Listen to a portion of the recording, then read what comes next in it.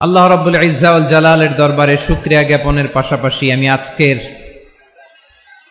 এই প্রোগ্রামের অর্গানাইজিং কমিটিকে অন্তরের অন্তঃস্থল থেকে ধন্যবাদ জানাতে চাই।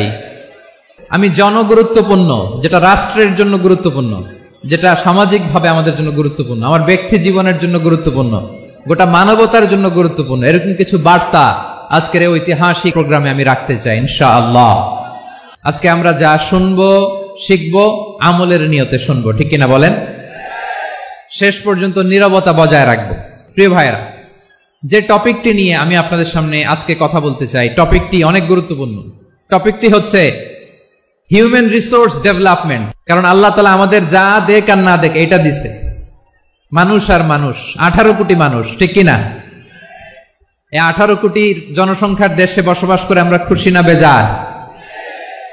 খুশি হইতে হবে, বেজার হইেন না। জাপানের খবর জানেন? তাদের গ্রোথ রেট নিচের দিকে, উল্টো। জনসংখ্যা নাই, বাচ্চা নিলে, সন্তান নিলে গভর্নমেন্ট তাদের টাকা দেয়। আমাদেরকে আল্লাহ তাআলা দয়া করে মায়া করে এই সম্পদটা দিয়েছেন। এই মানব সম্পদকে যেন আমরা কাজে লাগাই ইনশাআল্লাহ। পড়েন সবাই। হিউম্যান রিসোর্স ডেভেলপমেন্ট অনেক জনগুরুত্বপূর্ণ বিষয়, খুব সেন্সিটিভ বিষয়, বুঝতে হবে। তাদেরকে দেখতে পাচ্ছি, all are the Gen Z of Jashore. Gen Z, ওরা স্মার্ট, ওরা ইশারা ইঙ্গিতে কাজ করে। এই যে পুরো গদি উল্টায় দিছে, ঠিক কিনা? 24-এর ছাত্র নাগরিক অভ্যুত্থান আমাদের দেখিয়ে দিচ্ছে কিভাবে চোখের ইশারায় গদি উল্টে দিতে হয়। জেনজিদের নিয়ে বসেছে, ওরা তো স্মার্ট, ওরা ডিস্টার্ব করবে না।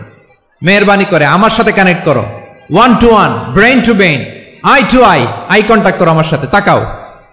কষ্ট হলো আমার দিকে তাকাও, আওয়াজ করা যাবে না, আমার দিকে তাকাও। প্রিয় ভাইরা, হিউম্যান রিসোর্স ডেভেলপমেন্টের ব্যাপারে কিছু কথা বলবো। এই যে আমাদের বিশাল জনসংখ্যা, এই জনসংখ্যাকে কি করে জনসম্পদে রূপান্তরিত করা যায় এ ব্যাপারে কথা বলবো। আমি সূরাতু বনী ইসরাইলের 70 নম্বর আয়াত তেলাওয়াত করেছি। এই আয়াতের আলোকে কিছু কথা আমি আপনাদের সামনে বলবো। আল্লাহ তাআলা ইরশাদ করছেন, ওয়ালাকাদ কাররামনা বনী আদম ওয়া হামালনাহুম ফিল বাররি ওয়াল বাহরি ওয়া রাযাকনাহুম মিনাত তাইয়্যিবাত ওয়া ফাদ্দালনাহুম আলা কাসীরিম মিম্মান খালাকনা তাফদীলা। পড়েন আল্লাহু আকবার। রব্বুল আলামিন বলেন, ওয়ালাকাদ কাররামনা বনী আদম, আমি বনী আদমকে সম্মানিত করেছি, বনী আদমকে মর্যাদা দিয়েছি। ওয়া হামালনাহুম ফিল বাররি ওয়াল বাহর, বনী আদমকে জলে স্থলে, স্থলে এবং সমুদ্রে চলাচলের বাহন দিয়েছি। ওয়া রাযাকনাহুম মিনাত তাইয়্যিবাত, তাদেরকে পবিত্র রিজিকের বন্দোবস্ত করেছি। ওয়া ফাদ্দালনাহুম আলা কাসীরিম মিম্মান খালাকনা তাফদীলা, আর আমি আল্লাহ যাদেরকে সৃষ্টি করেছি তাদের মধ্য থেকে বনী আদমকে আমি শ্রেষ্ঠ বানিয়েছি। আমরা শ্রেষ্ঠ, আমরা আশরাফুল মাখলুকাত। আমরা কি? এই যে এমনি চিল্লাচিল্লি করে, জিজ্ঞেস করলে বলে না, আমরা আশরাফুল মাখলুকাত। আমরা কি? শ্রেষ্ঠ, সবার চেয়ে সেরা।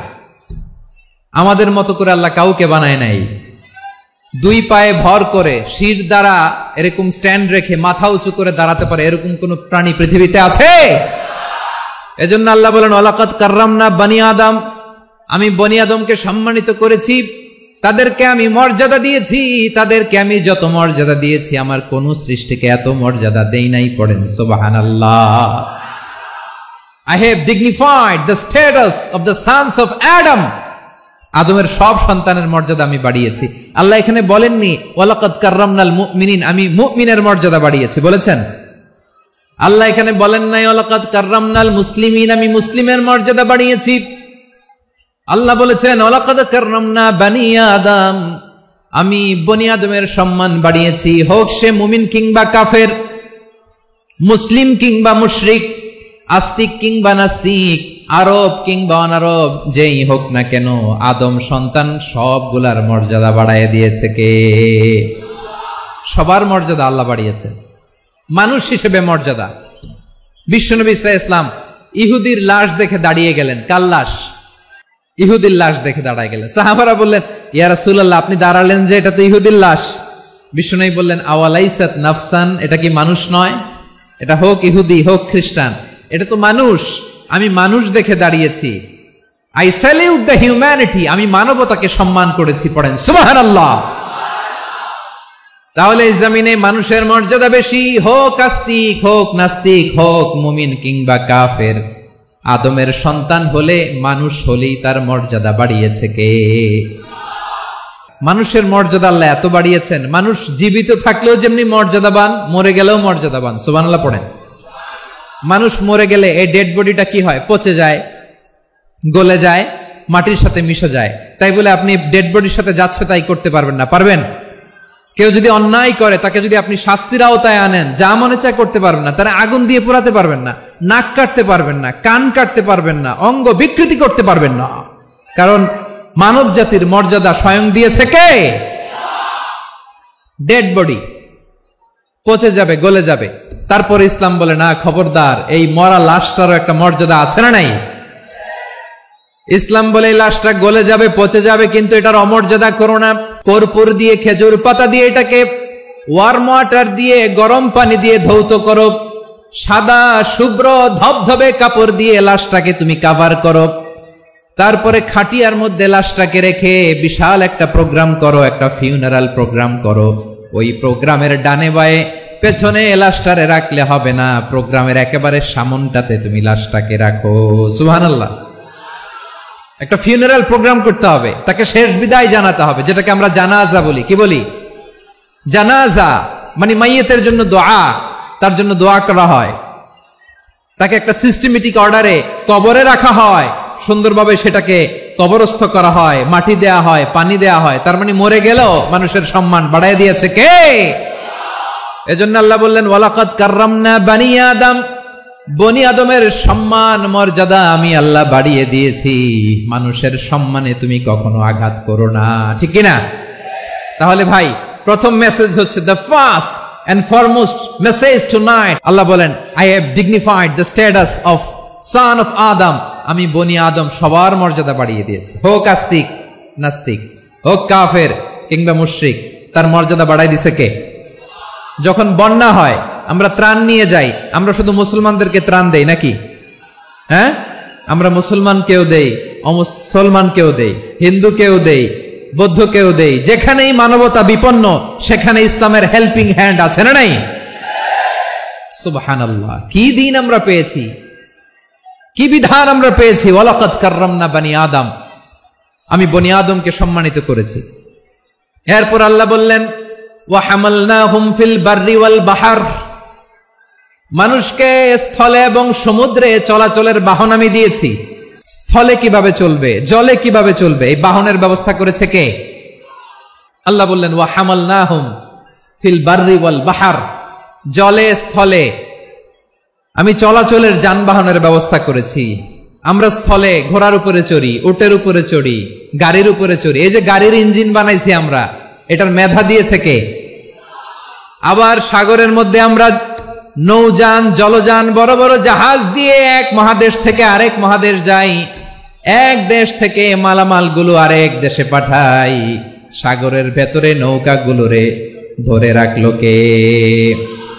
ওয়াল ফুলকিল্লাতী তাজরি ফিল বাহরি বিমা ইয়ানফাউন নাস, মানুষের উপকার আছে এরকম সরঞ্জামাদি নিয়ে সাগরের উপরে বিশাল বিশাল জলযানগুলো চলে। এগুলো ডুবে যায় না, কাত হয়ে যায় না, পড়ে যায় না। এগুলোকে স্থিতিস্থাপকতাকে ঠিক করে রাখলো কে? আপনারা জাহাজ দেখেছেন? জাহাজ বাড়ি চট্টগ্রাম হইলে দেখতে পারতেন, দেখছেন? বিশাল বিশাল জাহাজ, বিশাল জাহাজ মালামাল নিয়ে এক মহাদেশ থেকে আরেক মহাদেশে যায়। গত মাসে আমার জাপান সফর ছিল।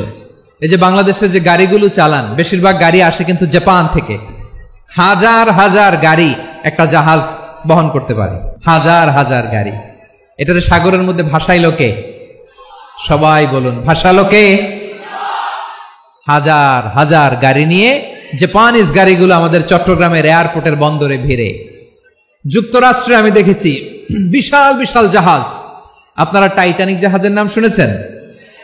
টাইটানিকেরও 8 গুণ 10 গুণ বড়। সুবহানাল্লাহ কইবেন না?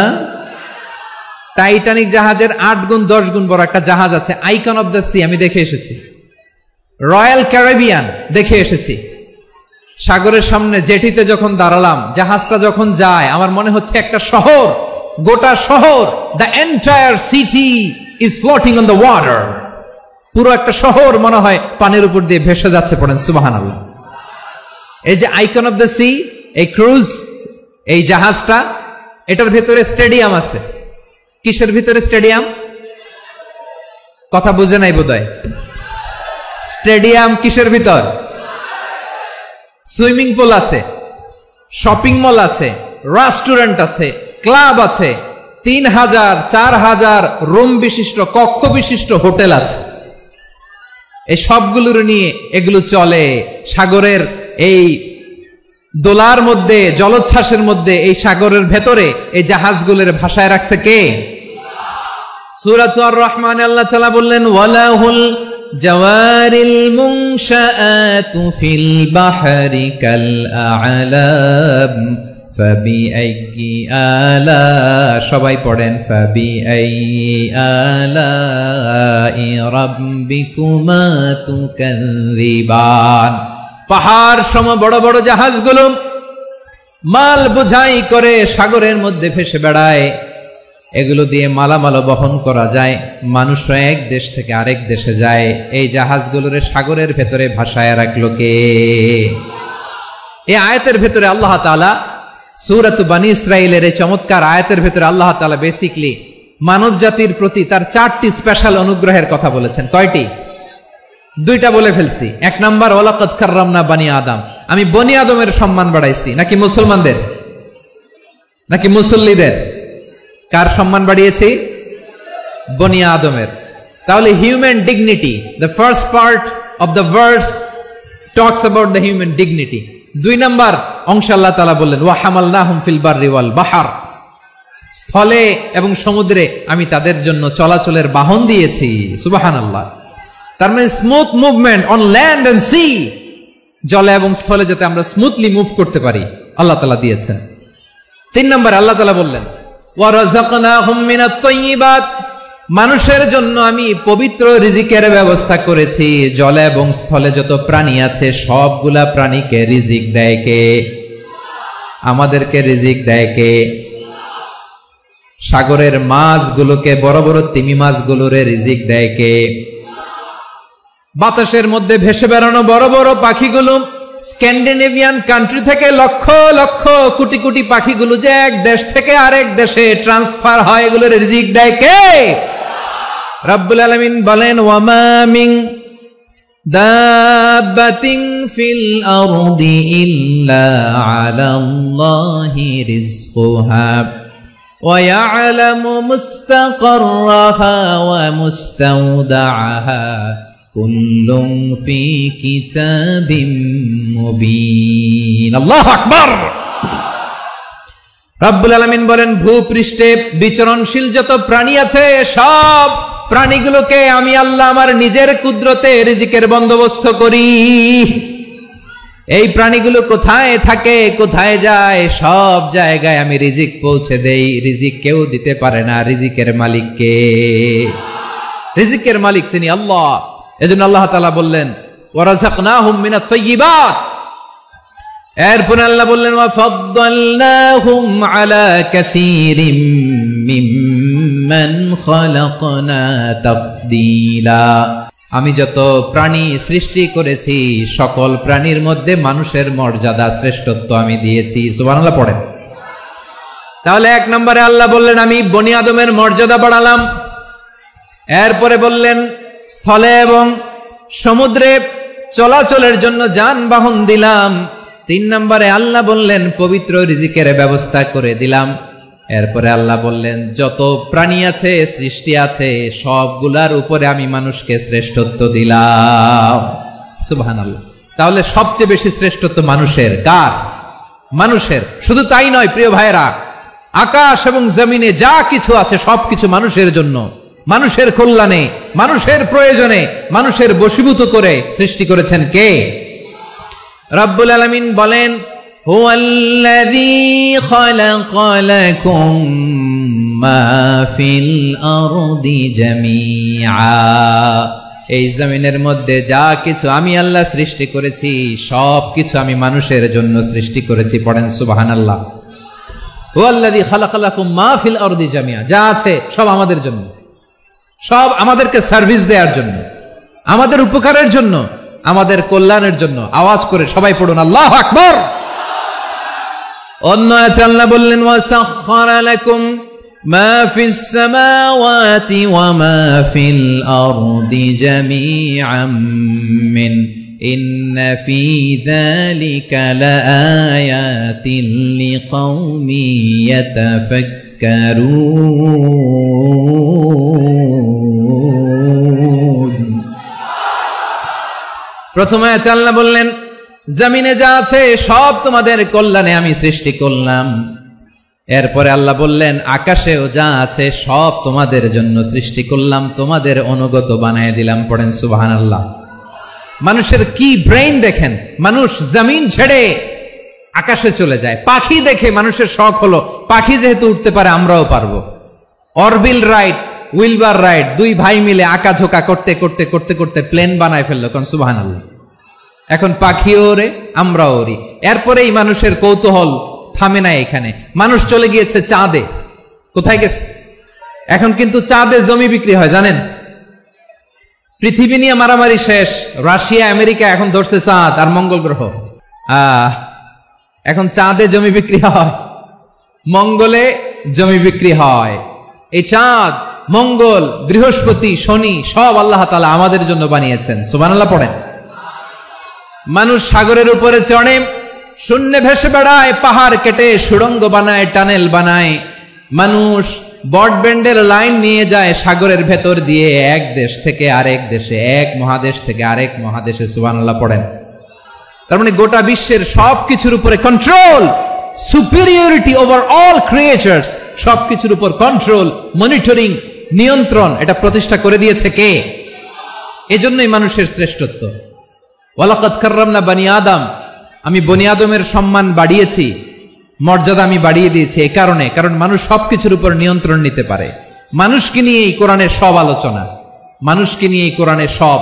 তাই কোরআনের কেন্দ্রীয় আলোচ্য বিষয় হচ্ছে মানুষ। কোরআনের কেন্দ্রীয় আলোচ্য বিষয় কি? বুঝে থাকলে সবাই বলবেন কোরআনের কেন্দ্রীয় আলোচ্য বিষয় কি? এই যে আমি মূল আলোচনায় যাচ্ছি এখন। কেন মানুষ কোরআনের কেন্দ্রীয় আলোচ্য বিষয়? আওয়াজ করে বলুন, কোরআনের কেন্দ্রীয় আলোচ্য বিষয় কি? সবাই বলেননি। এতগুলো মানুষ উত্তর দিলে এতটুকু আওয়াজ হয়, অন্তত আমি বিশ্বাস করি না।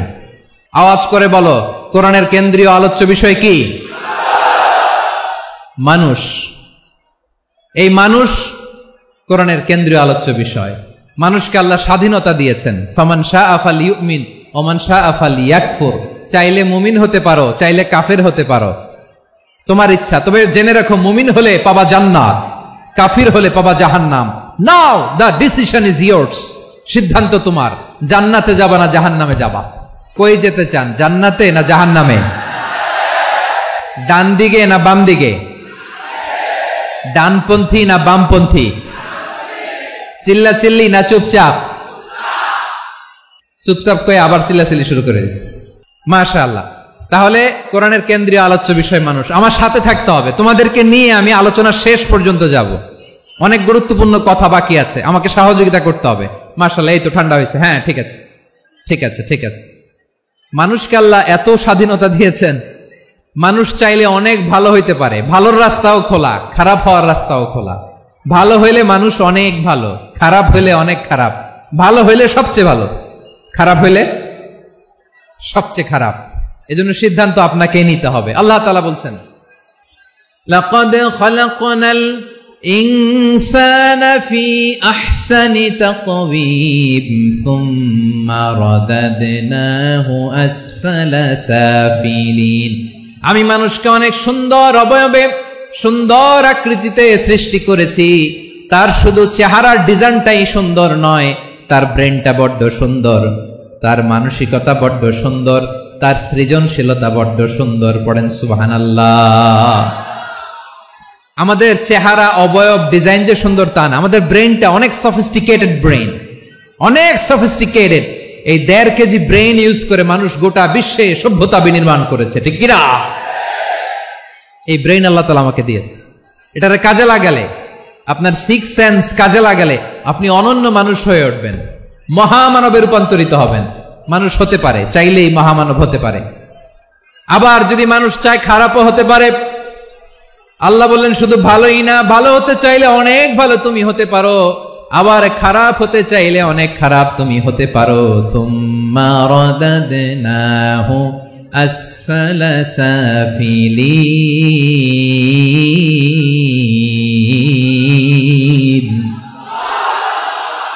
খারাপ হলে একেবারে খারাপ হতে পারো, নিকৃষ্ট হলে একেবারে নিকৃষ্ট হতে পারো, ভালো হলেও ভালো হতে পারো। কোন সুবহানাল্লাহ। এবার আওয়াজ করে বলুন, ভালো হতে চাই না খারাপ? শ্রেষ্ঠ না নিকৃষ্ট?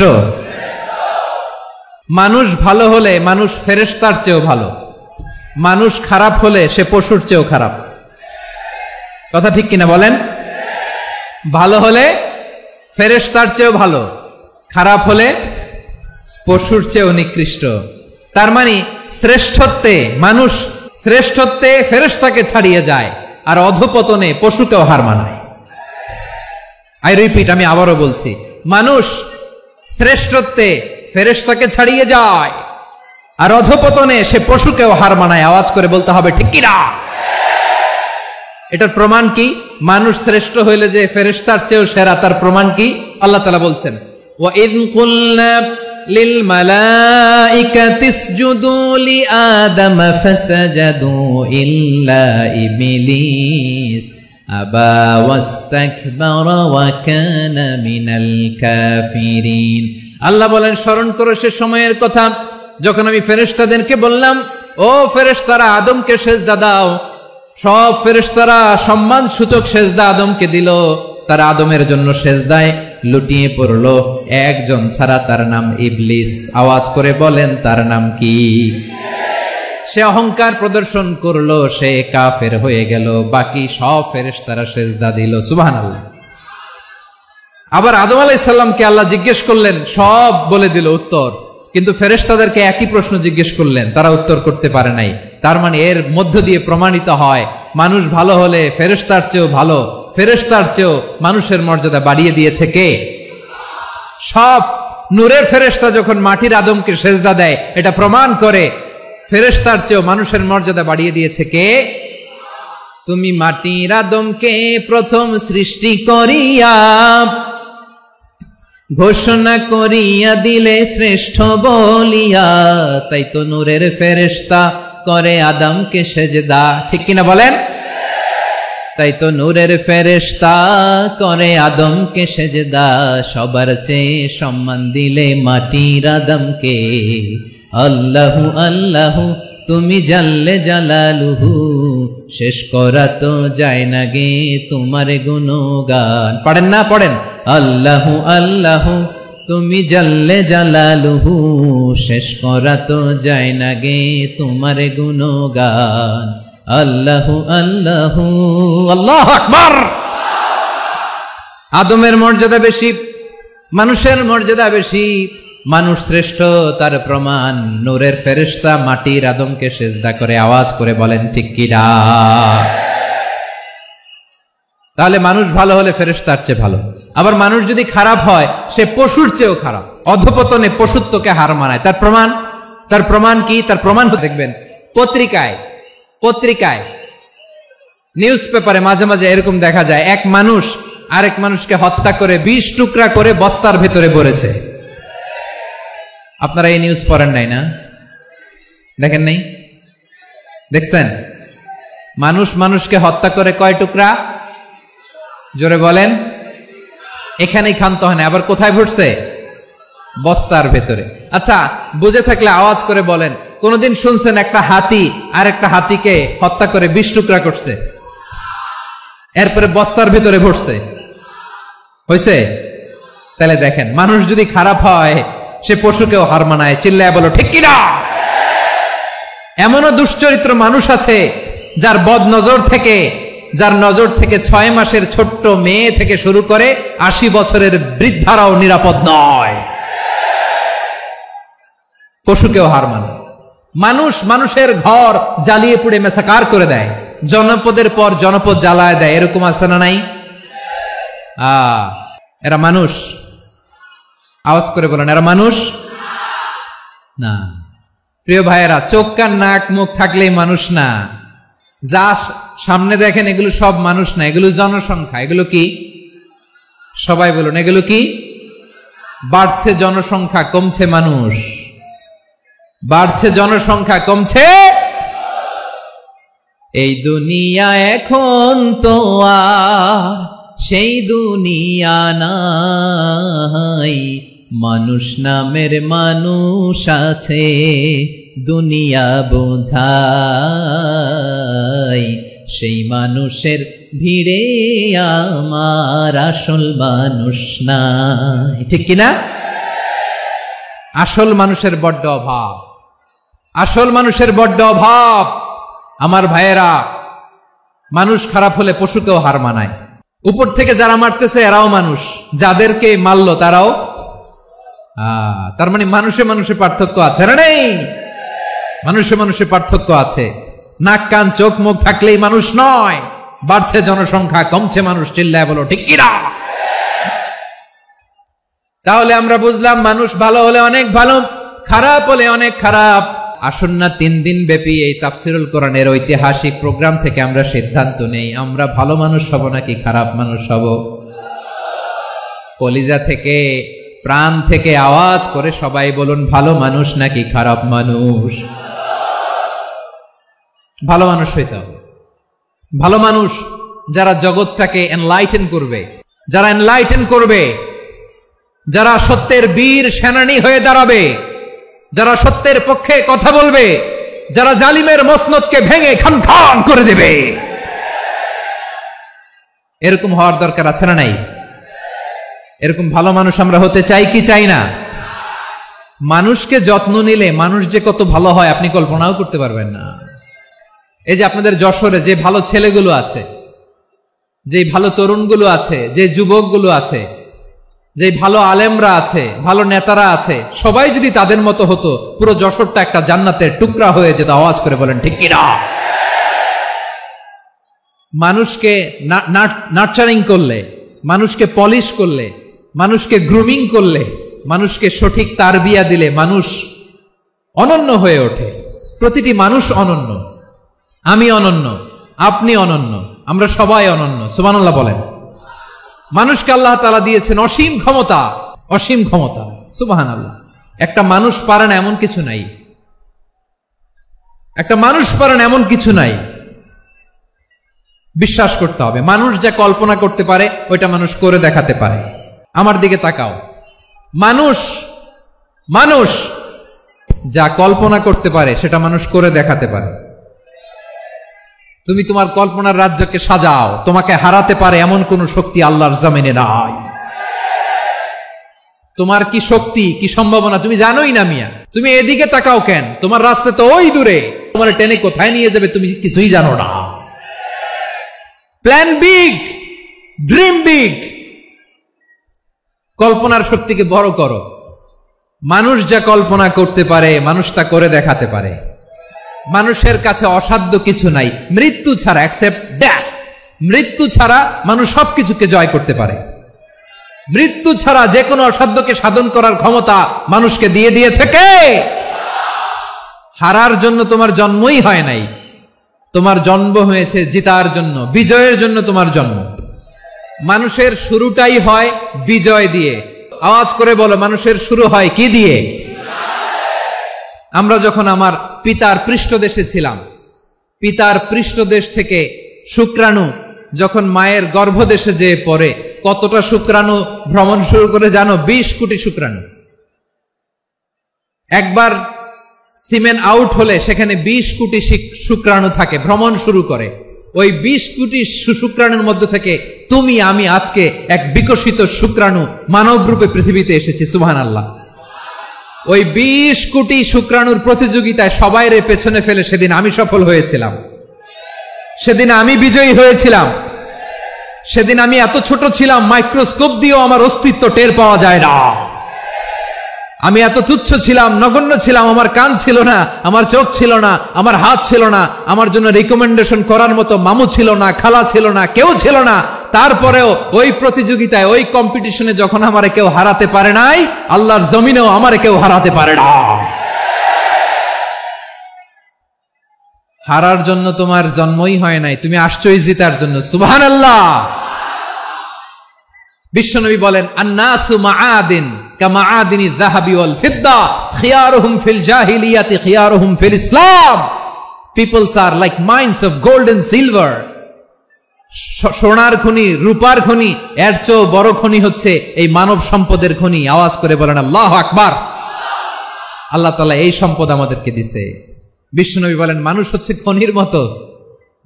খিয়ারুহুম ফিল জাহিলিয়াতি খিয়ারুহুম ফিল ইসলাম। জাহিলি যুগে যারা সেরা, ইসলামেও তারা সেরা। ইদা ফাকুহু, যদি তারা বুঝবান হয় তাহলে তাদেরকে সেরা বানায় দিবে কে? তাহলে মানুষের চেয়ে সেরা কেউ হতে পারে? মানুষের চেয়ে অনন্য কেউ হতে পারে? মানুষকে কেউ হারাতে পারে? আওয়াজ করে বলো, তোমাকে কেউ হারাতে পারবে? এই সাহস জাগছে আজকের আলোচনা থেকে। আমি তুমি অনন্য, আমাকে তোমাকে হারায় দেওয়া এত সহজ না, ঠিক কিনা? একটা কথা জীবনের সাথে সেট করে নিতে হবে, আমি জিতি নয় শিখি, আমি কখনো হারি না। জীবনের সাথে সেট করে নাও, জেনজি অফ জেসর, আমি কখনো হারি না, আমি হয় জিতি নয় শিখি। চিল্লায় বলো ঠিক কিনা? আমি কখনো হারি না, আমার হারানো এত সোজা না। কি সাহস জাগছে? বুকে সাহস জাগছে? তাকবীর পড়ো, লিল্লাহে তাকবীর। তাহলে বিশ্বনবী বলেন, নাসু মাআদিন, মানুষ হচ্ছে খনি।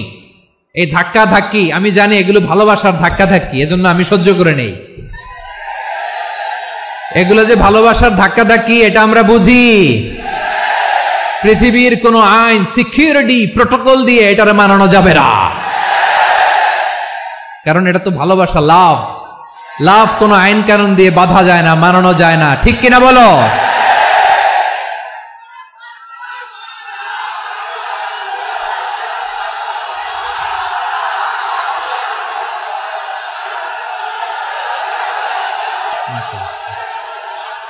ঠিক আছে, বসুন বসুন বসুন। আল নাসু মাআদিন, মানুষ হচ্ছে খনি। এই খনির যত্ন নিতে হবে। আমার মা বাবা যারা এসেছেন, আপনার ছেলে মেয়ের যত্ন নেন। আপনার ছেলের মধ্যে যে কি পটেনশিয়াল আপনি জানেন না। আপনার এই ছোট্ট অবুজ ছেলেটাই আগামী দিনের শায়েখ আহমদুল্লাহ হবে। আপনার হেফজখানায় পড়া ওই ছোট্ট ছেলেটাই আগামী দিনের আল্লামা মামুনুল হক হবে। আপনার ওই ছেলেটা আব্দুল হাই সাইফুল্লাহ হবে। এভাবে বড় বড় আলেম হবে, তারা যুগশ্রেষ্ঠ আলেম হবে। সেই একদিন এই বাংলাদেশের পার্লামেন্টে যে বক্তব্য দিয়ে কথা বলবে। আপনি জানেন না, কাউকে ছোট করবেন না আপনি। ওর কনফিডেন্স আপনি কমাবেন না, আপনি কমাতে পারেন না। প্যান্ডেলে আমার যে মা বোনেরা আছেন, ছেলে মেয়েদেরকে কখনো ছোট করে কথা বলবেন না। ও যে কোথায় যাবে আপনি জানেন না। আপনি মা হয়ে তাকে সাহস দিবেন, তার কল্পনার জগৎটাকে সাজাতে তাকে উৎসাহিত করবেন, ঠিক কিনা বলেন? আর আমার প্যান্ডেলের আমার প্রিয় শ্রদ্ধাশীলা মায়েরা বোনেরা, আপনারা তো আরো দামি সম্পদ। বিশ্বনবী বলেন, কুল্লু হামাচা। আল্লাহ আল্লাহ আল্লাহ। বিশ্বনবীর কথার ওজন দেখেন। আর দুনিয়া কুল্লু হামাচা ওয়া খায়রু মাতা'আদ দুনিয়া আল মারআতুস সালিহা। বিশ্বনবী বলেন, দুনিয়ায় যা দেখো সব আল্লাহর দেওয়া অ্যাসেট, মানে সম্পদ। আর এত অ্যাসেটের ভিড়ে সবচাইতে শ্রেষ্ঠ সম্পদ হচ্ছে নেককার নারী। সুবহানাল্লাহ। ভাইয়েরা বোনের সাথে খারাপ আচরণ করো না, সন্তান মায়ের সাথে খারাপ আচরণ করো না। আমাদের মায়েরা আমাদের asset, they are our priceless asset. কারণ এই মায়েদের পেটে এসেছে আল্লাহর ওলিরা। এই মায়েদের পেটে এসেছে খান জাহান আলী। এই মায়ের পেটে এসেছে শাহজালাল ইয়ামানি। এই মায়ের পেটে এসেছে আল্লাহর সব নবীরা। নাকি নবীরা আকাশ থেকে ধপ করে জমিনে নেমে আসছে? মায়ের পেটে আসছে। এই মায়ের পেটগুলো খনি। আমার সম্মানিতা মায়েরা বোনেরা, নিজেকে ইসলাম দিয়ে সাজান, নিজেকে ইসলাম দিয়ে সাজান, নিজেকে পবিত্র রাখুন। নিজের আব্রু ইমান ইজ্জতের হেফাজত করুন, কোরআন পড়ুন, সুন্নাহ পড়ুন। আপনি জানেন না আপনার গর্ভে কে আসছে, কোন ক্ষণজন্মা পুরুষকে আল্লাহ তাআলা আপনার গর্ভে পাঠাবে আপনি জানেন না। মায়েরা নিজেদেরকে পবিত্র রাখুন, ইসলাম চর্চা করুন, কোরআন চর্চা করুন, নৈতিকতা দিয়ে নিজেকে সাজান। জেনজি, নিজেদেরকে প্রস্তুত রাখো আগামীর বাংলাদেশের জন্য। নৈতিকতা, মোরালিটি, ভ্যালিউজ দিয়ে নিজেকে সাজাও, ইসলাম দিয়ে নিজেকে সাজাও, কারণ আগামীর বাংলাদেশ ইসলামের বাংলাদেশ। বাংলাদেশের আসল পরিচয় ইসলাম। বাংলাদেশের আসল পরিচয় কি? সবাই বলে না। বাংলাদেশের আসল পরিচয় কি? এই ইসলাম নিয়ে আমরা সংসদ ভবন সাজাবো, রাজি আছি না নাই? শেকড় ভুলে যাওয়া যাবে না। আমরা ধাপে ধাপে শারিয়া আইনের দিকে যাব ইনশাআল্লাহ, কিন্তু জঙ্গিবাদ দিয়ে নয়, কট্টরপন্থা দিয়ে নয়। আমরা ইন্টেলেকচুয়ালি, গ্রাজুয়ালি, ধাপে ধাপে শারিয়া আইনের দিকে মুভ করব ইনশাআল্লাহ। বলো লিল্লাহি তাকবীর। এদেশের আসল পরিচয় সবাই বলে না, আওয়াজ করে, এদেশের আসল পরিচয়।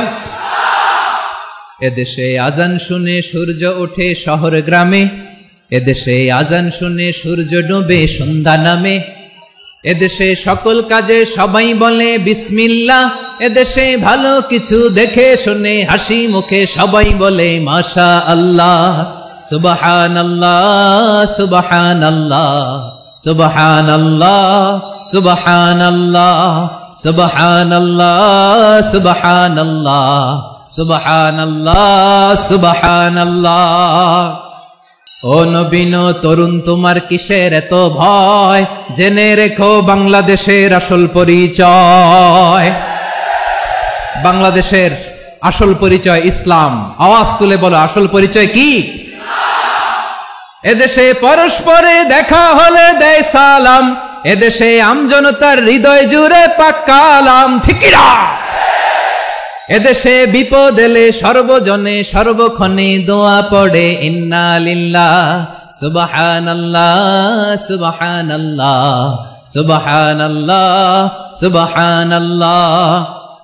এদেশে আজান শুনে সূর্য ওঠে শহর গ্রামে, এদেশে আজান শুনে সূর্য ডোবে সন্ধ্যা নামে, এদেশে সকল কাজে সবাই বলে বিসমিল্লাহ, এদেশে ভালো কিছু দেখে শুনে হাসি মুখে সবাই বলে মাশা আল্লাহ সুবহানাল্লাহ। আওয়াজ করে সুবহানাল্লাহ সুবহানাল্লাহ সুবহানাল্লাহ সুবহানাল্লাহ। সবাই একসাথে সুবহানাল্লাহ সুবহানাল্লাহ সুবহানাল্লাহ সুবহানাল্লাহ। এদেশের আসল পরিচয় কি? আওয়াজ করে বলতে ভয় লাগে। এদেশের আসল পরিচয় কি? ইসলাম দিয়ে আমাদের সংসদ ভবন চলুক, আমরা চাই কি চাই না? বঙ্গভবনে লা ইলাহা ইল্লাল্লাহর পতাকা উড়ুক, আমরা চাই কি চাই না? প্রতিটি জেলা অফিসে, ডিসি অফিসে লা ইলাহার পতাকা ঝুলুক, আমরা চাই কি চাই না? কারা কারা চাই হাত তুলে আল্লাহরে দেখায়।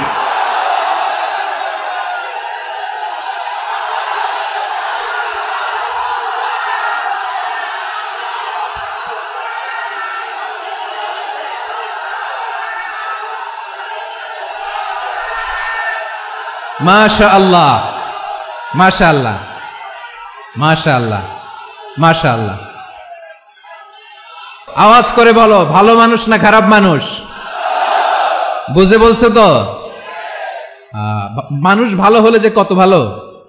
এই মানুষকে যত্ন নিলে, মানুষকে মানুষ বানালে যে সে কি হতে পারে শুনবা? হ্যাঁ, নাকি মোনাজাত দিয়ে দিব? শুনবা? তাহলে থামতে হবে। থামো, আমি যখন বলবো থামো থামো, তাকবীরের সময় দিলে তাকবীর, থামো থামো। মানুষের মধ্যে আল্লাহ কি পটেনশিয়াল রেখেছে। আমি জাপানের দুইটা উদাহরণ দেই, জাপানের দুইটা উদাহরণ দেই, খেয়াল করে একটু শুনেন, বুঝবেন। আল্লাহ, 2022 সালে জাপানের সাথে জার্মানির খেলা, ফিফা ওয়ার্ল্ড কাপ 2022। এক পক্ষে জাপান, আরেক পক্ষে কোন দেশ? কথা শুনে নাই। এক পক্ষে কোন দেশ, আরেক পক্ষে সবাই, এক পক্ষে আরেক পক্ষে। ওই খেলায় জিতেছিল জাপান, জিতেছিল 22 সালের এই ফিফা ওয়ার্ল্ড কাপে জাপান ফুটবল খেলায় জিতে as a part of their celebration তারা খেলার পরে পুরো স্টেডিয়ামটারে ক্লিন করে, the fan base of Japan, লক্ষ লক্ষ মানুষ খেলা দেখতে যায়, তো এত ডাস্টবিনও তো নাই, তো যারা ডাস্টবিনে জায়গা পায় নাই তারা এই যে চকলেটের প্যাকেট, পানির বোতল, চিপসের প্যাকেট তারা এদিকে সেদিকে রেখে দিয়েছে।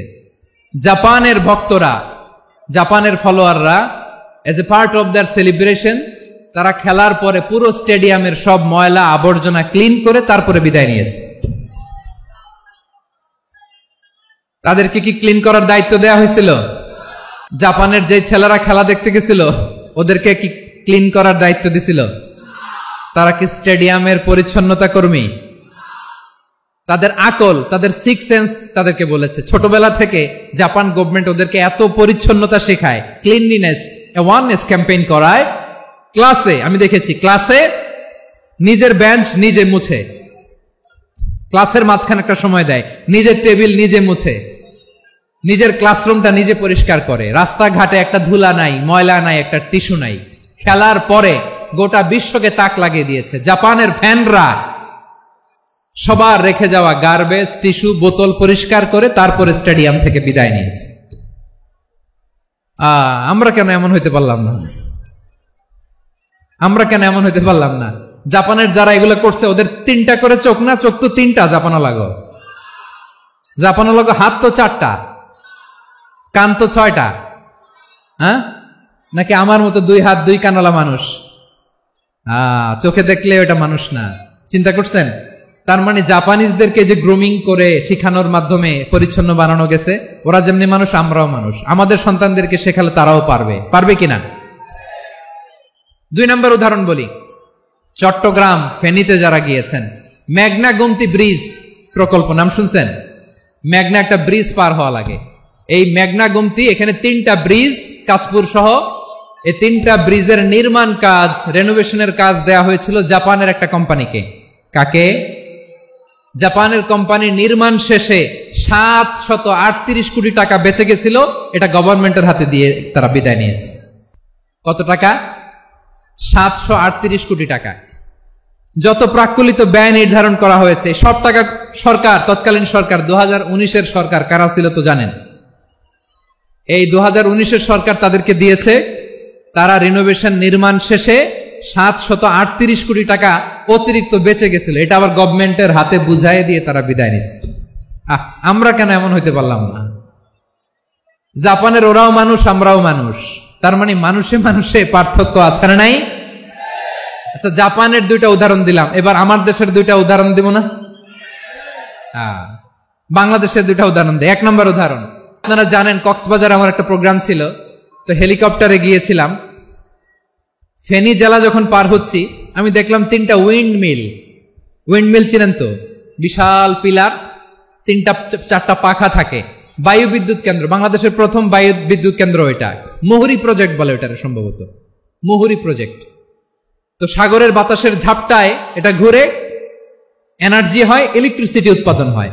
তো আমি পাইলটকে বললাম, ভাই এগুলো থেকে কেমন ইলেকট্রিসিটি উৎপাদন হয়? কয়, হুজুর একটু হয় না, কিছুই হয় না। কিছুই হয় না মানে? বলে, হুজুর বাংলাদেশে যত উইন্ডমিল আছে এটার পাখা একটাও ঘুরে না।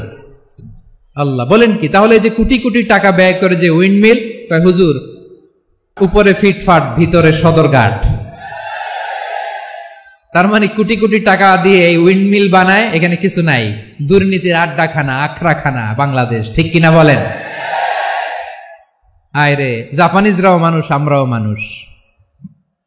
আমার এক নিকটাত্মীয় সরকারি চাকরিজীবী, উনি আমাকে বললেন, বাংলাদেশের আর একটা উদাহরণ দেখি। উনি আমাকে বললেন যে প্রতি বছর আমাদের অফিসের ফার্নিচার চেঞ্জ করে। আমি বললাম, প্রতি বছর ফার্নিচার চেঞ্জ করে কেন? বলে যে ফার্নিচার নতুন পারচেজ করলেই তো ওইখানে টাকা, নতুন কিনতে পারলেই টাকা, নতুন উন্নয়নের সবক শোনাতে পারলেই টাকা। প্রথম আলোর রিপোর্ট, কি আলো? প্রথম আলোর রিপোর্ট, গত 15 বছরে উন্নয়নের নামে লুটপাট হয়েছে প্রায় 2.25 লাখ কোটি টাকা। কার রিপোর্ট? আমাদের বানানো কথা। প্রথম আলোর রিপোর্ট। গত 15 বছরে কারা ছিল জানেন তো? হ্যাঁ, শুধু ওনাদেরকেই দোষ দিয়ে লাভ নাই। স্বাধীনতার পর থেকে শুধু শাসকের হাত বদল হয়েছে, আমরা কিছু পাই নাই, ঠিক কিনা বলেন?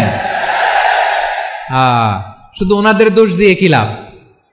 একদল খাইছে, আরেক দল খাওয়ার জন্য রেডি হয়ে আছে। আমরা এরকম চাই না। আমরা চাই স্বাধীন সার্বভৌম বাংলাদেশ। আমরা চাই দুর্নীতিমুক্ত বাংলাদেশ। আমি নিউজটা যে কতবার পড়লাম, এটা কি সম্ভব? 3.25 লাখ কোটি টাকা লুটপাট, মানে লুটপাট করতে করতে এদেশের জনগণকে ফুটপাতে বসায় দিচ্ছে। প্রিয় ভাইয়েরা, জাপানের মানুষও মানুষ, আমরাও মানুষ। সিদ্ধান্ত আপনার, কোন মানুষ হবেন, ভালো মানুষ না খারাপ মানুষ? আজকের আলোচনার বিষয় হচ্ছে মানব সম্পদের উন্নয়ন, human resource development. It's a process to increase the capacity of knowledge, skill, capacity of the people of a country. একটা দেশের মানুষের জ্ঞান, তাদের দক্ষতা কি করে বাড়ানো যায়, বাড়িয়ে দেশের উন্নয়ন করানো যায়, এটাই হচ্ছে মানব সম্পদ উন্নয়নের মূল কথা। তাহলে মানব সম্পদ হচ্ছে একটা দেশের সবচাইতে শক্তিশালী পুঁজি। প্রাকৃতিক সম্পদ, খনিজ সম্পদের চেয়েও দামি হচ্ছে মানব সম্পদ। প্রাকৃতিক সম্পদ, খনিজ সম্পদের চেয়েও দামি সম্পদ কি সম্পদ? আল্লাহ তাআলা দয়া করে আমাদেরকে এই মানব সম্পদ দিয়েছেন। আসুন আমাদের এই মানুষগুলোকে আমরা সোনার মানুষ বানাই। রাজি আছেন তো সবাই? রাজি আছেন? মানুষ পারে না এমন কোনো কিছু নাই, চাইলে সব পারে। এজন্য মানুষকে তারবিয়া দিতে হবে, যথাযথভাবে তাদেরকে গড়তে হবে। আসুন আমরা সিরাতের আয়নায় বিশ্বনবীর জীবনী থেকে দেখি তিনি কিভাবে হিউম্যান রিসোর্সকে ম্যানেজ করতেন।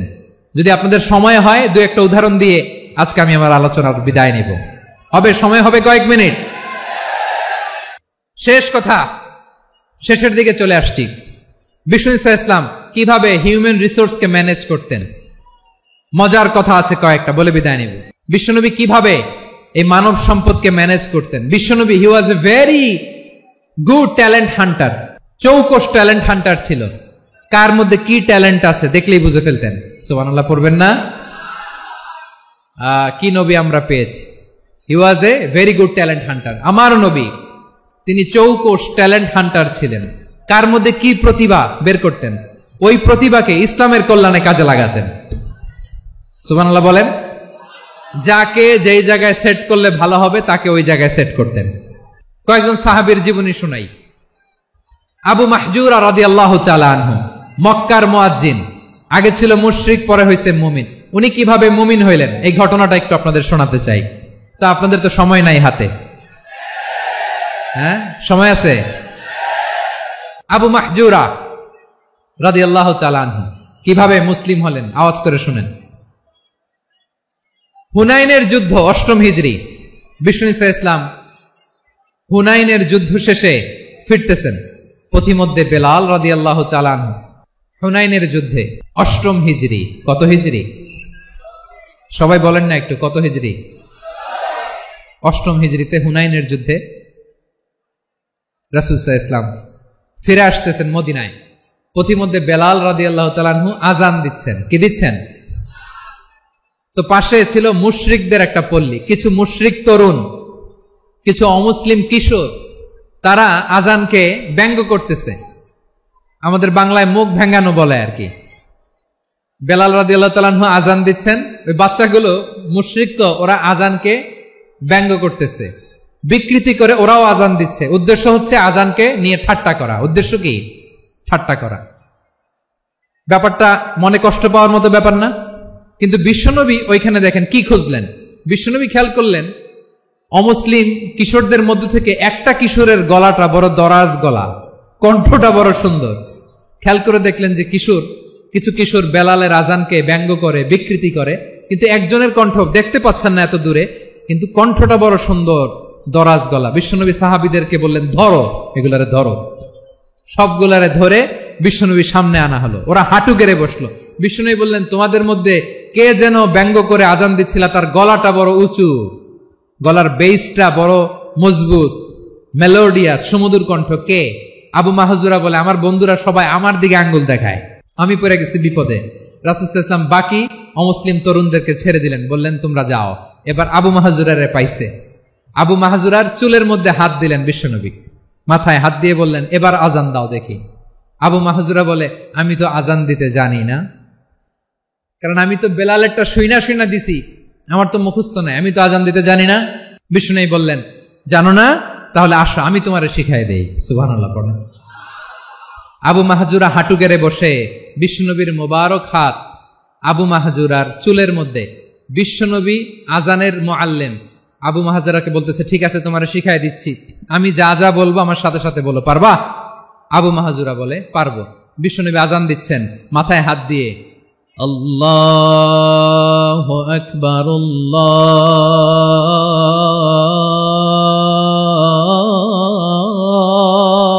আকবার। আবু মাহজুরা এই বাক্যটা পড়লেন।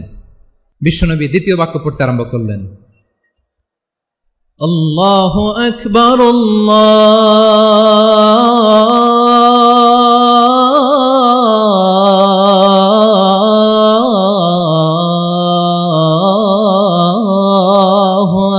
আকবার। আবু মাহজুরা এই বাক্যটাও বললেন। বিশ্বনবী আবু মাহজুরার মাথার মধ্যে হাত দিয়ে তৃতীয় বাক্য বললেন, আশহাদু আল্লা ইলাহা ইল্লাল্লাহ।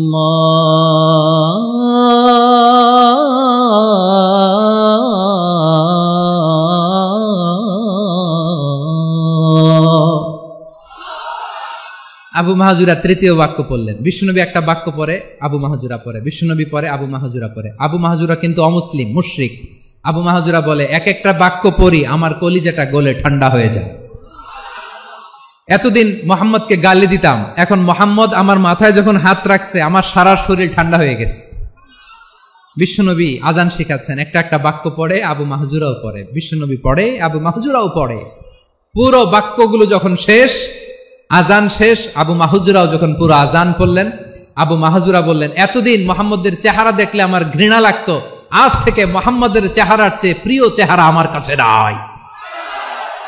আবু মাহজুরা বললেন ও মুহাম্মদ, আজানের বাক্য তো আপনি আমারে শেখালেন, এখানেই শেষ করবেন না, আপনি আমারে পড়ায় দেন লা ইলাহা ইল্লাল্লাহু মুহাম্মাদুর রাসূলুল্লাহ সাল্লাল্লাহু আলাইহি ওয়াসাল্লাম। বিশ্বনবীর সাথে দাঁড়িয়ে উনি শাহাদা পড়ে মুসলমান হয়ে গেলেন। এবার আবু মাহজুরা বলে ইয়া রাসূলুল্লাহ, ইয়া হাবিবাল্লাহ, আমি মুমিন হয়েছি, মুসলমান হয়েছি, আপনার কাছ থেকে আজান শিখার সৌভাগ্য আমি লাভ করেছি গো নবী। আমার কণ্ঠের বড় তারিফ করেছেন আপনি, আমার আজানকে আপনি পছন্দ করেছেন। একটা জিনিস আপনার কাছে চাই, আপনি আমাকে মক্কার মসজিদুল হারামের মুয়াজ্জিন হিসেবে অ্যাপয়েন্ট করে দেন। বিষ্ণু ঈসা ইসলাম বললেন যাও আবু মাহজুরা, আমি তোমাকে পৃথিবীর শ্রেষ্ঠতম মসজিদ মক্কার মসজিদুল হারামের মুয়াজ্জিন হিসেবে অ্যাপয়েন্ট করে দিলেন। দেখছেন কিভাবে ট্যালেন্ট হান্টিং করতে হয়, কিভাবে হিউম্যান রিসোর্স মানব সম্পদকে ব্যবহার করতে হয়। আসছিল আজানকে ভেঙাইতে, আসছিল কেন? আজানকে ব্যঙ্গ করার জন্য, বিকৃত করার জন্য। আজানকে বিকৃত করতে যে ইসলামের সবচেয়ে শ্রেষ্ঠ মসজিদের মুয়াজ্জিন হয়ে গেল। পড়েন সুবহানাল্লাহ। হযরত আবু মাহজুরা রাদিয়াল্লাহু তাআলা আনহু ওনার এই সুললিত কণ্ঠ ব্যবহার করে মসজিদুল হারামে এত সুন্দর করে আল্লাহু আকবার বলে আজান দিতেন, মানুষগুলোর, মুসল্লিগুলোর, মক্কাবাসীর হৃদয়কে তিনি বিগলিত করে দিতেন, মানুষের হৃদয়কে ঠান্ডা হয়ে যেত। শুধু এখানেই শেষ না আমার ভাইয়েরা, বিশ্বনবী যখন সাইয়েদনা আবু মাহজুরা রাদিয়াল্লাহু তাআলা আনহুকে আজান শিখাচ্ছিলেন, বলেন তো বিশ্বনবীর হাতটা কোথায় ছিল? আবু মাহজুরার মাথার সামনে, এই চুলের উপরে ছিল। আবু মাহজুরা ওই স্মৃতিটাকে ধারণ করবার জন্য, ওই স্মৃতিকে বহন করার জন্য বিশ্বনবীর মোবারক হাত আবু মাহজুরার কপালের চুলের যেই জায়গায় লেগেছে, মৃত্যুর আগের দিন পর্যন্ত আবু মাহজুরা মাথার ওই চুলে কোনোদিন ছুরি আর কামার লাগায় নাই, সেখানে কেচি লাগায় নাই, চুলের মধ্যে খুর লাগায় নাই। আবু মাহজুরা ডান দিকের চুল কাটতো, বাম দিকের চুল কাটতো, পেছনের চুল কাটতো, সামনের চুল কাটতো না। আবু মাহজুরা রাদিয়াল্লাহু তাআলা আনহুর সামনের চুলগুলো বড় হতে হতে যখন এত বড় হয়ে যায়, তিনি চুলগুলো পেঁচিয়ে মাথার মধ্যে রাখতেন, তারপরে তিনি পাগড়ি পরতেন। সবাই জিজ্ঞেস করতো, আবু মাহজুরা, এটা আবার কেমন স্টাইল? দেখতে তোমারে কি বিদঘুটে লাগে, কেমন অড লাগে, কেমন খারাপ দেখা যায়। মক্কায় এমন কোন মানুষ তো দেখি নাই, ডানে চুল কাটে, বায়ে চুল কাটে, পেছনে চুল কাটে, সামনে কাটে না। ওরে আবু মাহজুরা, কেমন দেখা যায় তোমারে, তুমি সামনের চুল কাটো না কেন? আবু মাহজুরা বলে, আমি হাঁটু গেড়ে পেয়ারা নবীর সামনে বসেছিলাম, আমার এই মাথার চুলের মধ্যে মুবারক হাত লাগিয়ে বিশ্বনবী নিজে আমাকে আজানের প্রতিটা বাক্য শিক্ষা দিয়েছেন। বিশ্বনবীর মুবারক হাত, পবিত্র হাত আমার মাথার চুলের যেই জায়গায় লেগেছে, আমি চাই ওই চুলগুলা নিয়ে আমি আমার কবরের ভিতরে যাব। সাইয়েদনা আবু মাহজুরা রাদিয়াল্লাহু তাআলা আনহু ইন্তেকালের আগের পর্যন্ত মাথার সামনের চুলগুলা কাটে নাই। মাথার সামনের চুল তিনি কাটেন নাই। সুবহানাল্লাহ বিহামদি। কেমন ভালোবাসতেন বিশ্বনবী সাহাবীদেরকে, সাহাবারা কেমন ভালোবাসতেন বিশ্বনবীকে। সামনের চুলগুলো বড় হতে হতে এত বড় ছিল, পেঁচিয়ে রেখে পাগড়ি পরতেন, কাটতেন না। নবীর হাত লেগেছিল। সুবহানাল্লাহ পড়েন। তাহলে what is the lesson? Moral of the story কি? মোরাল অফ দ্য স্টোরি হচ্ছে, আসছিল আজানকে ব্যঙ্গ করার জন্য, বিকৃত করার জন্য, হয়ে গেল মসজিদুল হারামের মুয়াজ্জিন। দেখেন বিশ্বনবী একটা খারাপ সিচুয়েশনের মধ্যে থেকে কি ভালো জিনিস বের করে আনলেন। আমি যে শুরুতে বলেছি কিভাবে তিনি হিউম্যান রিসোর্সকে ডেভেলপ করেছেন, ম্যানেজ করেছেন। তিনি যে চৌকস ট্যালেন্ট হান্টার ছিল, দেখেন সবার মধ্যে থেকে এর বাছাই করে মুয়াজ্জিন বানাই দিয়েছেন। সুবহানাল্লাহ পড়েন। তার মানে এই না সবাইরে ধরে ধরে উনি মুয়াজ্জিন বানাইছেন। যার যেই ট্যালেন্ট আছে তাকে ওই কাজে অ্যাসাইন করেছেন। যার যেই প্রতিভা আছে তার প্রতিভাকে ইসলামের কাজে লাগিয়েছেন। সুবহানাল্লাহ পড়েন। যায়েদ বিন সাবিত রাদিয়াল্লাহু তাআলা আনহু নাম শুনেছেন? কথা বেরোয় না। যদি জিজ্ঞাসা সালমান খানের নাম শুনছেন, সবাই হাত তুলবে, জি হুজুর শুনছি, মানে সব দেখা শেষ। সালমান খান, আমির খান, অমুক খান, সব খান মুখস্থ, কিন্তু যায়েদ বিন সাবিতের নাম মুখস্থ নাই মুসলমানদের। আবু মাহজুরা আল জুমাহি রাদিয়াল্লাহু তাআলা, আবু মাহজুরা রাদিয়াল্লাহু তাআলা আনহু। দুই নম্বরে বলছিলাম যায়েদ বিন সাবিত রাদিয়াল্লাহু তাআলা আনহু। বিশ্বনবী দেখলেন মদিনার এই আনসারী সাহাবী হাইলি ট্যালেন্টেড, ইন্টেলেকচুয়াল, মেরিটোরিয়াস, জ্ঞানের প্রতি তার আকর্ষণ, মারাত্মক আকর্ষণ। বিশ্বনবী তাকে দায়িত্ব দিলেন, কোরআন যা নাজিল হয় তুমি লিখো, কাতিবুল ওয়াহি বানায় দিলেন। সুবহানাল্লাহ। যায়েদ বিন সাবিতরে আবার আজান শিখান নাই, কারণ তার মধ্যে বিশ্বনবী প্রতিভা দেখেছেন, একাডেমিক প্রতিভা। বিশ্বনবীর একাডেমিক প্রজেক্টগুলো তিনি হ্যান্ডেল করতেন। যায়েদ বিন সাবিত ছিল বিশ্বনবীর ব্যক্তিগত সচিব। কি ছিল? ব্যক্তিগত সচিব। বোঝেন নাই? বিশ্বনবীর ব্যক্তিগত সচিব এবং দোভাষী। ইহুদিরা কিছু লিখে দিলে এটার অর্থ বিশ্বনবীরে বুঝায় দিতেন, আবার ইহুদিদের কাছে কিছু লিখতে হলে তিনি লিখে দিতেন। বিশ্বনবী একদিন বললেন, ইন্নী ওয়াল্লাহি মা আমানু ইয়াহুদা আলা কিতাব।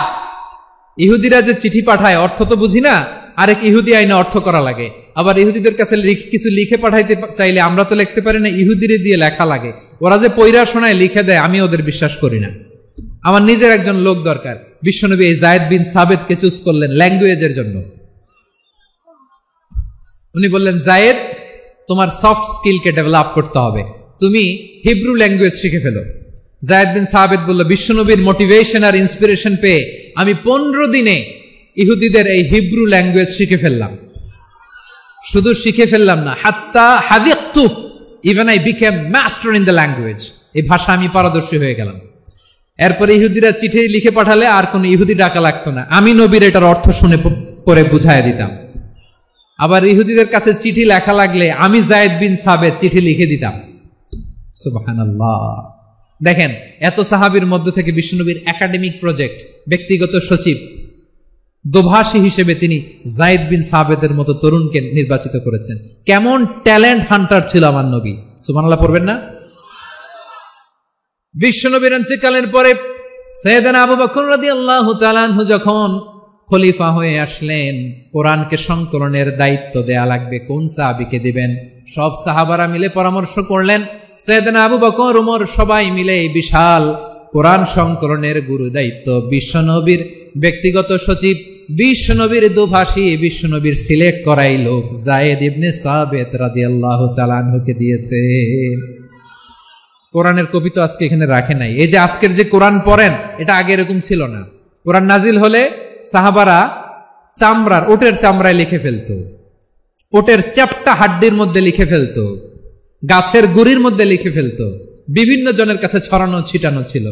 আবু বকর রাদিয়াল্লাহু তাআলা আনহু একসাথে করলেন, পরবর্তীতে উসমান রাদিয়াল্লাহু তাআলা আনহু একসাথে করলেন 114 সূরার। এখন এই মুসহাফ, এই কম্পাইলেশন, এই কপি আমরা পেয়েছি, যার হিউজ কন্ট্রিবিউশন ছিল। এই পুরো কোরআন কম্পাইলেশনের প্রজেক্ট ম্যানেজার ছিল যায়েদ বিন সাবিত রাদিয়াল্লাহু তাআলা আনহু। কোরআন কম্পাইলেশনের প্রজেক্ট ম্যানেজার, দেখেন উনারে মাথায় হাত দিয়ে আজান শেখায় নাই, সুবহানাল্লাহ। তাহলে প্রথম সাহাবী আবু মাহজুরাকে মুয়াজ্জিন বানাইলেন, যায়েদ বিন সাবিতকে ব্যক্তিগত সচিব আর দোভাষী বানালেন, মুসআব ইবনে উমাইর রাদিয়াল্লাহু তাআলা আনহুকে ইসলামের প্রথম অ্যাম্বাসেডর বানালেন। তাহলে তৃতীয় নাম্বার একজন সাহাবীর নাম বলছি, মুসআব ইবনে উমাইর। মুসআব কি নাম? নামটা কেমন লাগে? মুসআব কি নাম?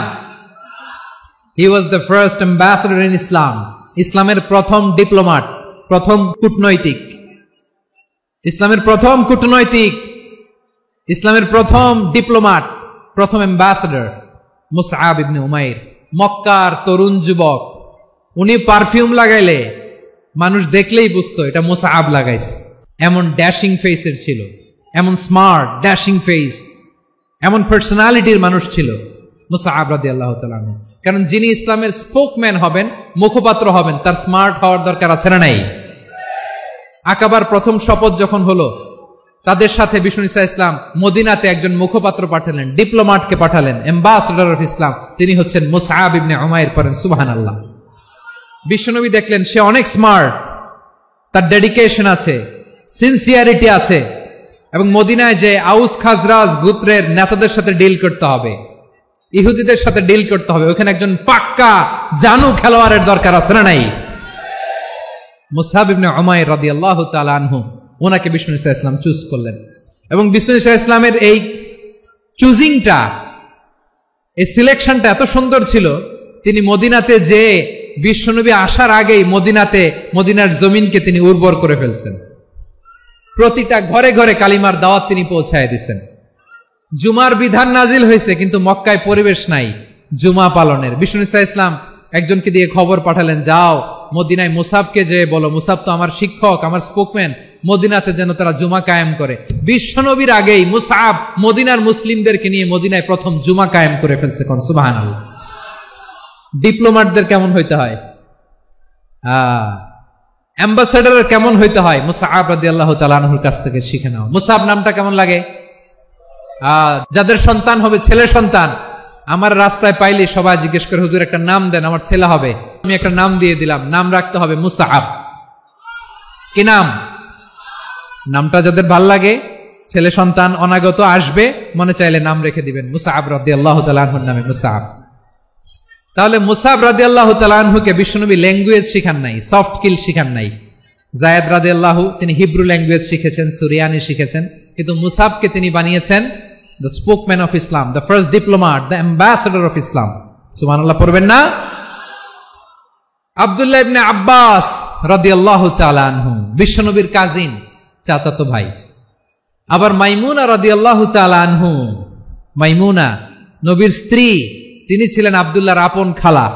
তো নবীর বউ যদি ওনার খালা হয়, নবী তার কি? বুঝে নাই, নবী তার কি? খালু। তাহলে সম্পর্ক অনেক গভীর, কাজিন আবার খালু, ছোট্ট মানুষ, তাই রাতে মাঝে মাঝে ঘরে থাকতো। বিশ্বনবী দেখলেন আব্দুল্লাহ যেহেতু আমার ঘরে ঢুকতে পারে, আব্দুল্লাহরে এই উম্মতের বড় শিক্ষাবিদ বানাইতে হবে। কথা বোঝে নাই? আব্দুল্লাহকে কি বানাইতে হবে? শিক্ষাবিদ, এডুকেটর অফ দিস উম্মাহ, এই উম্মার শিক্ষাবিদ বানাইতে হবে। তাই আব্দুল্লাহ ইবনে আব্বাসকে বিশ্বনবী হাতে কলমে শিক্ষা দিয়েছেন। আব্দুল্লাহ ইবনে আব্বাস রাদিয়াল্লাহু তাআলা আনহু, উনাকে বিশ্বনবী হাতে কলমে শিক্ষা দিয়েছেন, যেহেতু উম্মতের শিক্ষাবিদ হবেন, এডুকেটর হবেন। তো বিশ্বনবী রাতে যখন তাহাজ্জুদ পড়তেন, ছোট্ট আব্দুল্লাহ ঘরে থাকতো। বুঝতে পেরেছেন? ছোট্ট মানুষ তো ঘরে থাকতো। তো বিশ্বনবী তাহাজ্জুদের জন্য একবার দাঁড়িয়েছেন, ছোট্ট আব্দুল্লাহ ওযু করে দাঁড়াইছে। আচ্ছা বলেন তো, ইমাম আর মুসল্লি মোট যদি দুইজন হয়, একজন ইমাম একজন মুসল্লি, তো মুসল্লি ইমামের কোন দিকে দাঁড়াবে? ডানে দাঁড়াবে। ছোট্ট আব্দুল্লাহ বোঝে নাই, বিশ্বনবী তাহাজ্জুদ শুরু করেছেন, উনি ইক্তেদা করছেন আর দাঁড়াইছেন বায়ে। কোথায় দাঁড়িয়েছেন? আব্দুল্লাহ বলেন, যখন আমি বায়ে দাঁড়ালাম, আখাযা রাসূলুল্লাহ সাল্লাল্লাহু আলাইহি ওয়াসাল্লাম উযুনি আল ইউমনা ইয়াফতিলুহা, বিশ্বনবী নামাজরত অবস্থায় আমার কান ধরে টেনে আমার ডান দিকে এনে দাঁড় করায় দিলেন। পড়েন সুবহানাল্লাহ। দেখেন, হাতে কলমে শিক্ষা। আর জীবনে ভুল হবে? কথা কয় না, আর ভুল হবে? আর ভুল হবে না। এভাবে বিশ্বনবীর অনেক সঙ্গ পেয়েছেন, সফর করেছেন, একই বাহনে বসেছেন, এক বাহনে বসে লম্বা নসিহত করেছেন, বলেছেন, ইয়া গোলাম ইহফাজিল্লাহ ইয়াহফাজকা ইহফাজিল্লাহ তাজিদহু তুজাহাক ইদা সাআলতা ফাসআলিল্লাহ ওয়া ইদা ইসতাআনতা ফাসতাইন বিল্লাহ। আল্লাহর বিধান মানো, আল্লাহর বিধান রক্ষা করো, আল্লাহ তোমায় রক্ষা করবে। আব্দুল্লাহ, চাইতে হলে আল্লাহর কাছে চাও, সাহায্য চাইতে হলে আল্লাহর কাছে সাহায্য চাও। মনে রাখো, গোটা বিশ্বের সবাই যদি তোমার সাহায্য করতে চায়, ততটুকুই করতে পারবে যতটুকু আল্লাহ তোমার নসিবে রেখেছে। গোটা বিশ্ব যদি তোমার বিরুদ্ধে ষড়যন্ত্রে দাঁড়িয়ে যায়, ক্ষতি ততটুকু করতে পারবে যতটুকু তোমার জন্য বরাদ্দ আছে, এর বাইরে কিছু করতে পারবে না। আওয়াজ করে বলেন ঠিক কিনা? এভাবে হাতে কলমে শিখিয়েছেন, বিশ্বনবীর সঙ্গ পেয়েছেন। উনাকে বিষ্ণু ইসলাম শিক্ষাবিদ, এডুকেটর অফ দিস উম্মাহ হিসেবে সিলেক্ট করেছেন, হাতে কলমে শিখিয়েছেন। বিশ্বনবী একবার প্রকৃতির ডাকে সাড়া দিয়ে এসেছেন। এখন কি করতে হবে? নামাজের জন্য ওযু করতে হবে। বিশ্বনবী এসেই দেখেন ওযুর বদনায় পানি ভরা, খুশি হয়ে গেলেন, বললেন, কে রেখেছে পানি? একজন বলল, আব্দুল্লাহ রেখেছে। বিশ্বনবী অত্যন্ত খুশি হলেন, খুশি হয়ে একটা দোয়া করলেন, বললেন, আল্লাহুম্মা ফাক্কিহু ফিদ্দীন ওয়া আল্লিমহু তা'ওয়ীল। আল্লাহ, তুমি আব্দুল্লাহকে দ্বীনের বুঝ দিও আর কোরআনের তাফসীর শিক্ষা দিও।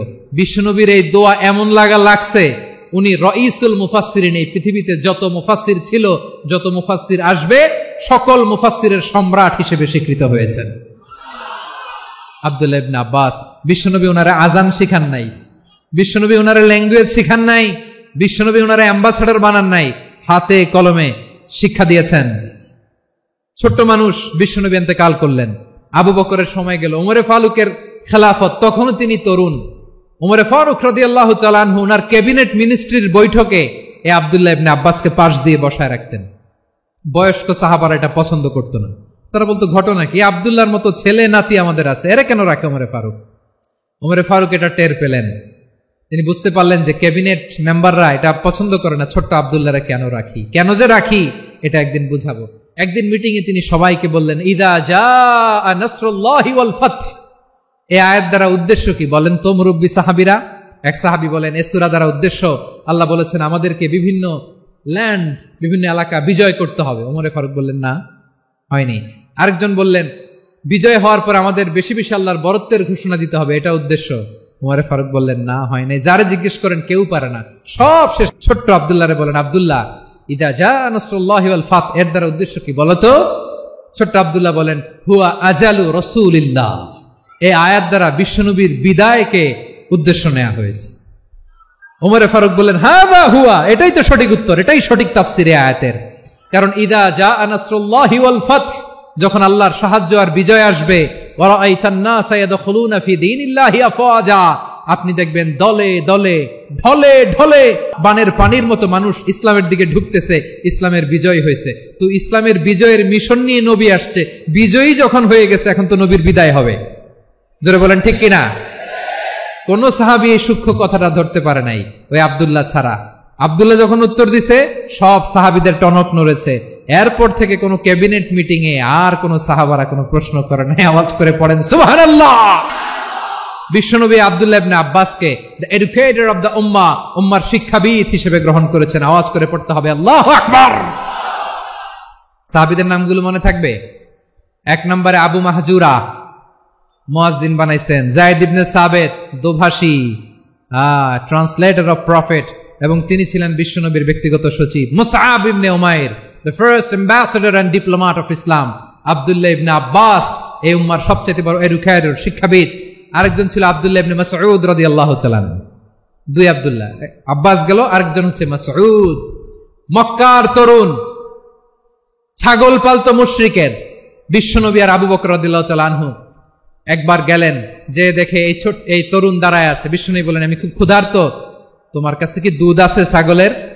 আব্দুল্লাহ ইবনে মাসউদ বলে, আছে। ওয়ালাকিন আনা মু'তামান, যে দুধ আছে এটা আমানতের, আমি দিতে পারবো না। বিশ্বনবী এইটা শুনেই তার টার্গেট করে ফেলছে। আনা মু'তামান, দুধ আছে কিন্তু এটা আমার মালিকের, আমি তো দরদ দেখাই, আমার মালিকের দুধ আপনি পথিক, আপনারা দিতে পারি না। বিশ্বনবী টার্গেট করে ফেলছেন, এরে আমার কাজে লাগাইতে হবে।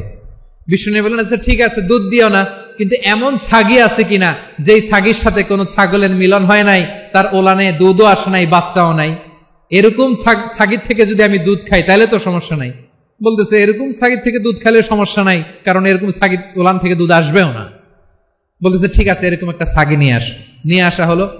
বিশ্বনবী বিসমিল্লাহ বলে ওই ছাগির ওলানে হাত দিলেন। হাত দিতে দেরি, পুরো ওলানটা দুধে ভরে যেতে দেরি হয় না। বিশ্বনবী আর আবু বকর রাদিয়াল্লাহু তাআলা আনহু দহন করে পেট ভরে খেলেন। এই দৃশ্য আব্দুল্লাহ ইবনে মাসউদের হৃদয়ে দাগ কাটলো। এই মুজিজা দেখে তিনি বললেন, আশহাদু আল্লা ইলাহা ইল্লাল্লাহ ওয়া আশহাদু আন্না মুহাম্মাদুর রাসূলুল্লাহ। তিনি ষষ্ঠ মুসলিম ছিলেন, 6 নম্বর মুসলমান। ওনাকে টার্গেট করে বিশ্বনবী দেখলেন এমন ইন্টেলেকচুয়াল ব্রেন, উনি সূক্ষ্ম সূক্ষ্ম জিনিস বুঝে বেশি, ফিকহি জ্ঞান ওনার মধ্যে বেশি। বিশ্বনবী ওনাকে কোরআনের জ্ঞান শিক্ষা দিতে লাগলেন। উনি বিশ্বনবী সবার কাছে কোরআন শোনায়, কিন্তু বিশ্বনবী নিজে আব্দুল্লাহ ইবনে মাসউদের কাছ থেকে কোরআন শুনতো। বিশ্বনবী একবার বললেন, ইকরা আলাইয়া ইয়া মাসউদ। ইবনে মাসউদ, একবার শোনাও তো কোরআন দেখি।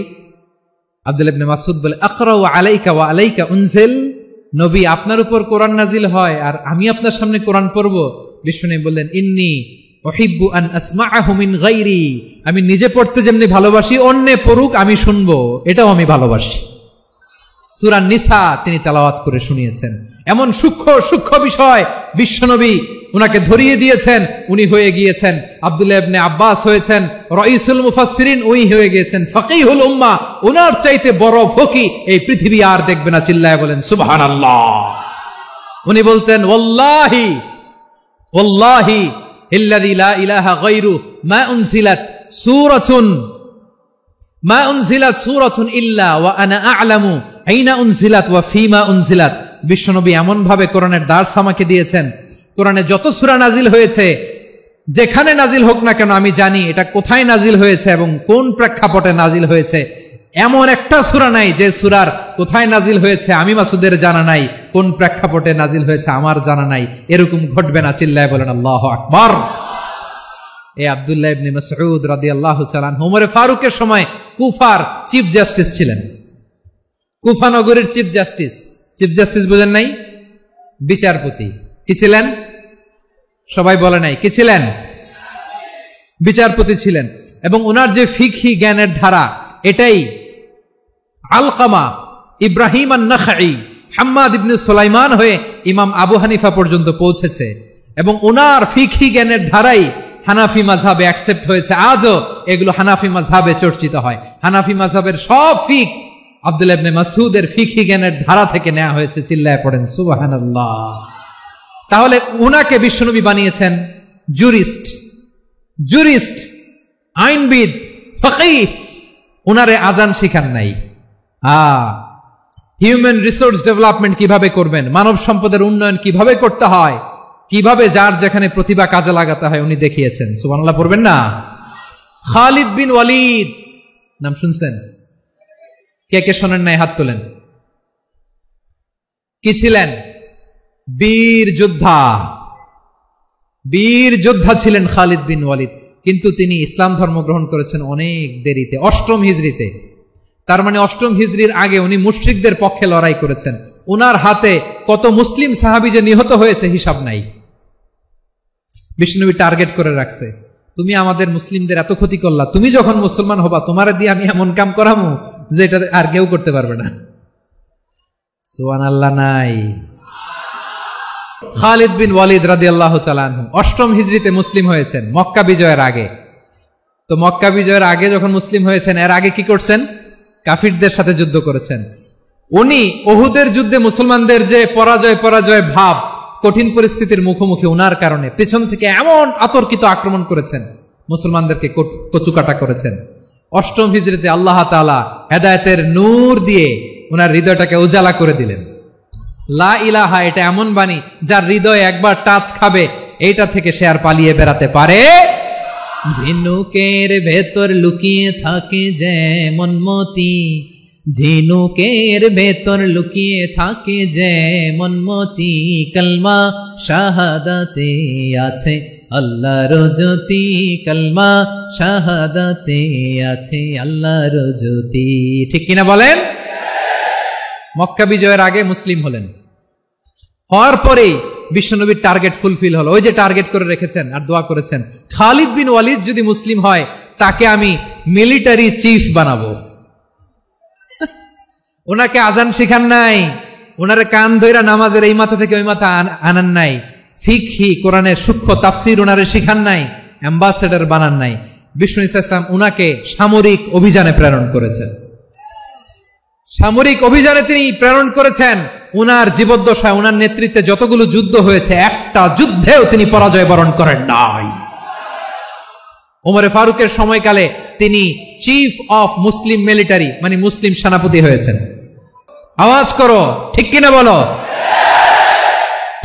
সেনাপতি, মুসলিম সেনাপতি। তাহলে কিভাবে হিউম্যান রিসোর্স ব্যবহার করতে হয় গোটা বিশ্ব আমার নবীর কাছ থেকে শিখে নাও। খালিদ বিন ওয়ালিদ, ওনাকে বিশ্বনবী একটা উপাধি দিয়েছেন।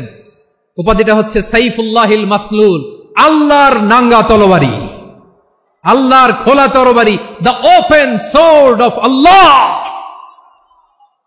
খালিদ বিন ওয়ালিদ মুসলিম সেনাপতি। হাসান বিন সাবেত নাম শুনছেন? দেখি উনি কি ছিল বলেন। রাসূলের সভা কবি, কালচারাল হিজিমনিকে ডিফিট করার জন্য। উনি ভালো অস্ত্র চালানো জানতেন না, ওই কাজে উনি যেতেন না। উনার ছিল কাব্য প্রতিভা। কাব্য প্রতিভা, কাফিররা কবিতা দিয়ে নবীকে গালি দিত। বিশ্বনবী বলতেন, ইয়া হাসান আজিব আন রাসূলিল্লাহ, তুমি নবীর হয়ে কাফেরদের এই কথাগুলোর জবাব দাও। বিশ্বনবীর একটা মিম্বার ছিল। বিশ্বনবীর মিম্বারের পাশাপাশি মসজিদে নববীতে এই হাসান বিন সাবেতের জন্য বিশ্বনবী একটা স্পেশাল মিম্বার বানিয়ে দিয়েছেন। এখান থেকে তুমি জবাব দাও। এবং বিশ্বনবী বলেছেন, আল্লাহুম্মা আইয়িদহু বিরূহিল কুদুস, আল্লাহ হাসান আমার পক্ষে জবাব দেয়, তুমি জিব্রাইল মারফত তাকে সাহায্য পাঠাইয়া দিও। রাসূল সাল্লাল্লাহু আলাইহি ওয়াসাল্লামের সভা কবি, the poet of the prophet, নবীর কবি। উনি কবিতা দিয়ে এমন উচ্চাঙ্গের ভাষায় কবিতা দিয়ে তিনি জবাব দিতেন, কাফিরদের গা শিহরে যেত, তাদের হৃদয়ে আগুন ধরে যেত। তাহলে এরকম কবিরও দরকার আছে না নাই? এখন যাকে আল্লাহ দিছে কাব্য প্রতিভা, এরা যদি আপনি যুদ্ধের ময়দানে পাঠান হবে? যারে দিছে সুরেলা গলা, এরা যদি অ্যাম্বাসেডর বানান হবে না। হাসান বিন সাবেত ছিলেন বিষ্ণু ইসলামের কবি। হুযাইফা ইবনুল ইয়ামান বিশ্বনবীর গোয়েন্দা বিভাগের প্রধান। কিসের প্রধান? হুযাইফা ইবনুল ইয়ামান। ওনার ছিল ডিটেকটিভ মাইন্ড, ডিটেকটিভ মাইন্ড, গোয়েন্দা বিভাগের প্রধান। এবং উনি হচ্ছেন সাহিবু সিররি রাসূলিল্লাহ, রাসূল সাল্লাল্লাহু আলাইহি ওয়াসাল্লামের গোপন তথ্যের ধারক বাহক। নবীর যেই কথা কেউ জানে না সব হুযাইফার পেটের ভিতরে ছিল। সুবহানাল্লাহ পড়েন। মদিনার যত ইহুদিদের একটা লিস্ট ছিল, এই লিস্ট শুধু দুইজন জানতো, বিশ্বনবী আর হুযাইফা। সুবহানাল্লাহ পড়বেন না? তাহলে উনাকে কোন দায়িত্ব দিছে? কোন বিভাগ? আওয়াজ করো, কোন বিভাগ? গোয়েন্দা বিভাগের হেড ছিল। খন্দকের যুদ্ধে শৈত্য প্রবাহ, মাটি খনন করতে করতে সাহাবীদের পেটে ক্ষুধা নাই, দাঁড়াইতে পারে না নামাজের জন্য, এত ক্লান্ত, ক্ষুধা, ক্লান্ত, শ্রান্ত। বিশ্বনবী বললেন, কে আছো এই কঠিন শীত, এই ভয় আর ক্ষুধার মধ্যেও খন্দকের পরীক্ষার টপকে শত্রু শিবিরে যে আমাকে তথ্য দিবা, কে আছো? কারো গায়ে শক্তিই নাই যে দাঁড়াবে, কেউ দাঁড়ায় না। বিশ্বনবী তখন নিজে হুযাইফাকে ডাক দিলেন, হুযাইফা, যে আমাকে আজকে শত্রু শিবিরের তথ্য এনে দিবে সে জান্নাতে আমার মোরাফাকা, আমার সঙ্গী হবে। হুযাইফা রাদিয়াল্লাহু ইবনুল ইয়ামান জীবনের ঝুঁকি নিয়ে এই ক্ষুধা, শৈত্য প্রবাহ, কোল্ড ওয়েভসকে উপেক্ষা করে পরীক্ষা টপকে শত্রু শিবিরে যে সবার কথাগুলো চুপে চুপে শুনে বিশ্বনবীর দরবারে এসে গোয়েন্দাদের মতো তথ্য সরবরাহ করেছে। বিশ্বনবীর গোয়েন্দা বিভাগের প্রধান হুযাইফা ইবনুল ইয়ামান ইন্টেলিজেন্স বিভাগ চালাতেন। মুনাফিকদের নাম ওনার কাছে ছিল। মুআয ইবনে জাবাল মদিনা রাষ্ট্রের সবচেয়ে সিনিয়র আমলা ছিলেন। আমলাতন্ত্র চিনেন তো? প্রশাসনিক কাজ যারা চালায়, অ্যাডমিনিস্ট্রেশন বুঝেন না? The department of administration. মদিনার রাষ্ট্রের সিনিয়র আমলা মুআয ইবনে জাবাল মুতাখাসসিসুন ফিল হালাল ওয়াল হারাম, হালাল হারামের স্পেশালিস্ট ছিলেন। বিশ্বনবী উনাকে ইয়ামানের গভর্নর করে পাঠাইছেন। বলেছেন, ইন্নাকা তা'তি কওমান আহলা কিতাব, এমন গোষ্ঠীর কাছে যাবা এরা ইহুদি নাসারা, আগে শাহাদা পড়লে এরপরে নামাজের দাওয়াত দিও, নামাজ পড়লে যাকাতের দাওয়াত দিও। গভর্নরের অ্যাটিটিউড যেমন থাকে তেমন অ্যাটিটিউড ধরে রেখো। সুবহানাল্লাহ পড়েন। তাহলে মুআয ইবনে জাবালকে দিয়ে বিশ্বনবী কবিতা লেখায় নাই, চিঠি লেখায় নাই, আজান দেওয়ায় নাই। সুবহানাল্লাহ পড়বেন না? সব শেষ সাহাবী বলি আবু হুরায়রা রাদিয়াল্লাহু তাআলা আনহু। নাম শুনছেন? বিড়ালের বাবা। কি করতেন? খালি হাদিস মুখস্থ করতেন। উনি বলতেন, আলজামু রাসূলুল্লাহ আলা মিলই বাতনি, আমার শুধু পেটের ক্ষুধার বন্দোবস্ত হইলে আমি নবীর সঙ্গ ছাড়তাম না। আমার আনসার সাহাবারা ক্ষেত খামারের কাজ করত, আমার মুহাজির সাহাবারা ব্যবসা করত, আর আমি নবীর সাথে সাথে থাকতাম। শুধু সকাল বিকাল দুই বেলা যদি আমার খাবারের বন্দোবস্ত হয়, আমি আর নবীর লক ছাড়ি না। সুবহানাল্লাহ কইবেন না? 5374টা হাদিস তিনি বর্ণনা করেছেন। সবচেয়ে বেশি হাদিস বর্ণনাকারী সাহাবী। হাদিস প্রিজার্ভেশনের কাজে বিশ্বনবী ওনাকে কাজে লাগিয়েছেন। উনি একদিন বলেন, ইয়া রাসূলুল্লাহ আসমাউ মিনকা কাসীরান ফালা আহফাজু, নবী অনেক কথা শুনি আমার মনে থাকে না। বিশ্বনবী বললেন, তাই? উবসুত রিদাক, তোমার চাদরটা বিছাও। আবু হুরায়রা বিছালেন, বিশ্বনবী হাত বুলায় দিলেন, এরপরে অনেক হাদিস বর্ণনা করলেন। আবু হুরায়রা বলে, তারপর থেকে বিশ্বনবী যাই বর্ণনা করে আমি শুনি আর একটাও ভুলি না। এখন সুবহানাল্লাহ। বিশ্বনবী ওনাকে হাদিস প্রিজার্ভেশন, নবীর এই যে লক্ষ্য হাদিস প্রিজার্ভেশনের এই দায়িত্ব দিয়েছেন সাইয়েদনা আবু হুরায়রা রাদিয়াল্লাহু তাআলা আনহুকে। প্রিয় ভাইরা, তাহলে 10 জন সাহাবীর কথা যে বললাম, আপনারা কি খেয়াল করেছেন কত বড় ট্যালেন্ট হান্টার, চৌকস ট্যালেন্ট হান্টার ছিল আমার নবী। এক একজনের এক এক ট্যালেন্ট, এক এক কাজে অ্যাসাইন করেছেন, এক একজনকে এক এক দায়িত্ব দিয়েছেন, এক একজনের প্রতিভাকে এক একভাবে বিকশিত হওয়ার সুযোগ দিয়েছেন। আওয়াজ করে বলেন ঠিক কি না? এখন আমার পর্দার আড়ালে আমার মায়েরা বলবে, এতগুলো পুরুষ সাহাবীর কথা বললো, নারী সাহাবীরা কি কিছু করে নাই? হ্যাঁ, একজন নারী সাহাবীর কথা বলে মোনাজাত হবে, দোয়া ছাড়া কেউ যাব না। রুফাইদা আল আসলামিয়া রাদিয়াল্লাহু তাআলা আনহা, ওনার বাবার নাম সাআদ আল আসলামি। বিশ্বনবী কি খেয়াল করলেন দেখেন, সাআদ ছিল মদিনার বড় ডাক্তার। এই নারী সাহাবী রুফাইদা বাবার কাছ থেকে চিকিৎসা বিদ্যা শিখেছেন। যখন শিখছে, বিশ্বনবী দেখলেন আমার তো প্রতি সপ্তাহে সপ্তাহে যুদ্ধে আহত সাহাবীদের সেবা দিবে কে? বিশ্বনবী রুফাইদাকে বললেন, রুফাইদা তুমি মসজিদে নববীর পাশে একটা মেডিকেল ক্যাম্প করো। এই যে সাকিনা আদ্দিন মেডিকেলের আমার ছাত্রী বন্ধুরা শুনে রাখো, তোমাদের আইকন হচ্ছে রুফাইদা আল আসলামিয়া। বিশ্বনবীর ডিরেকশন অনুযায়ী তিনি মসজিদে নববীর পাশে একটা মেডিকেল ক্যাম্প করলেন এবং আহত সাহাবাদের চিকিৎসা উনি ওনার টিম নিয়ে দিতেন। বিশ্বনবীর পরামর্শে উনি আনসারি এবং মুহাজির মহিলা সাহাবীদেরকে নিয়ে একটা স্পেশাল মেডিকেল টিম গঠন করলেন। খায়বার যুদ্ধে 7ম হিজরিতে যখন বিশ্বনবী যায়, উনি ওনার টিম নিয়ে আসলেন, বললেন, ইয়া রাসূলুল্লাহ আমরা তো তলোয়ার চালাতে পারি না, আমরা তো তীর মারতে পারি না, আপনি যদি অনুমতি দেন খায়বার অভিযানে আমি আমার টিম নিয়ে মেডিকেল টিমের সেবাটা সার্ভিসটা দিতে চাই। পড়েন সুবহানাল্লাহ। বিশ্বনবী অনুমতি দিলেন, যোদ্ধা সাহাবীদের সাথে রুফাইদা আল আসলামিয়া উনিও মেডিকেল টিম নিয়ে অগ্রসর হলেন। খায়বারের প্রতিটা আহত ইনজুর্ড সাহাবী যারা ইনজুরির শিকার হয়েছেন সবাই রুফাইদা আল আসলামিয়ার এই মেডিকেল ক্যাম্প থেকে চিকিৎসা সহায়তা পেয়েছেন। সুবহানাল্লাহ পড়েন। দেখেন কিভাবে বিশ্বনবী ট্যালেন্ট বাছাই করতেন। আপনি অবাক হবেন, বাহরাইনের মেডিকেল ইউনিভার্সিটিতে রুফাইদা আল আসলামিয়া মেডিকেল প্রাইজ অ্যাওয়ার্ড প্রতি বছর দেয়া হয়। যদি 8 দিনের এই মেডিকেল আমার বোনেরা যদি জেনে থাকো জানো, না হলে নতুন করে জানো, সার্চ দিও রুফাইদা আল আসলামিয়া মেডিকেল অ্যাওয়ার্ড বাহরাইনের ইউনিভার্সিটিতে দেয়া হয়। প্রিয় ভাইয়েরা, তাহলে আলোচনার সামারি আমরা করি। বিশ্বনবী যার যেখানে ট্যালেন্ট তাকে ওইখানে কাজে লাগাতেন। আওয়াজ করে বলেন ঠিক কিনা? এবার একটা ইন্টারভিউ হবে, আওয়াজ করে বলেন আবু মাহজুরাকে বিশ্বনবী কি বানাইছেন? হ্যাঁ, ভুলে গেছেন? সামনের চুলে হাত দিয়ে বিশ্বনবী কি সুন্দর গলায় আজান শিখালেন। মুয়াজ্জিন। যায়েদ বিন সাবিতকে একাডেমিক প্রজেক্টের দায়িত্ব দিয়েছেন। তিনি ছিলেন বিশ্বনবীর দোভাষী ব্যক্তিগত সচিব। মুসআব ইবনে উমাইর, the first ambassador of Islam. আব্দুল্লাহ ইবনে আব্বাস, উম্মার বড় শিক্ষাবিদ, মুফাসসির। আব্দুল্লাহ ইবনে মাসউদ ছিলেন জুরিস্ট। কি ছিলেন? জুরিস্ট ছিলেন, এই উম্মার সবচেয়ে বড় জুরিস্ট। খালিদ বিন ওয়ালিদ, সেনাপ্রধান। হাসান বিন সাবিত ছিলেন বিশ্বনবীর সভাকবি। কি ছিলেন?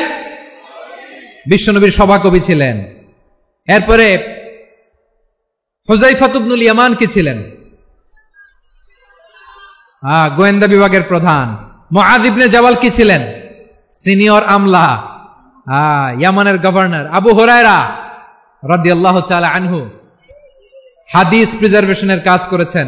আর আমাদের রুফাইদা আল আসলামিয়া রাদিয়াল্লাহু তাআলা আনহা কি ছিলেন?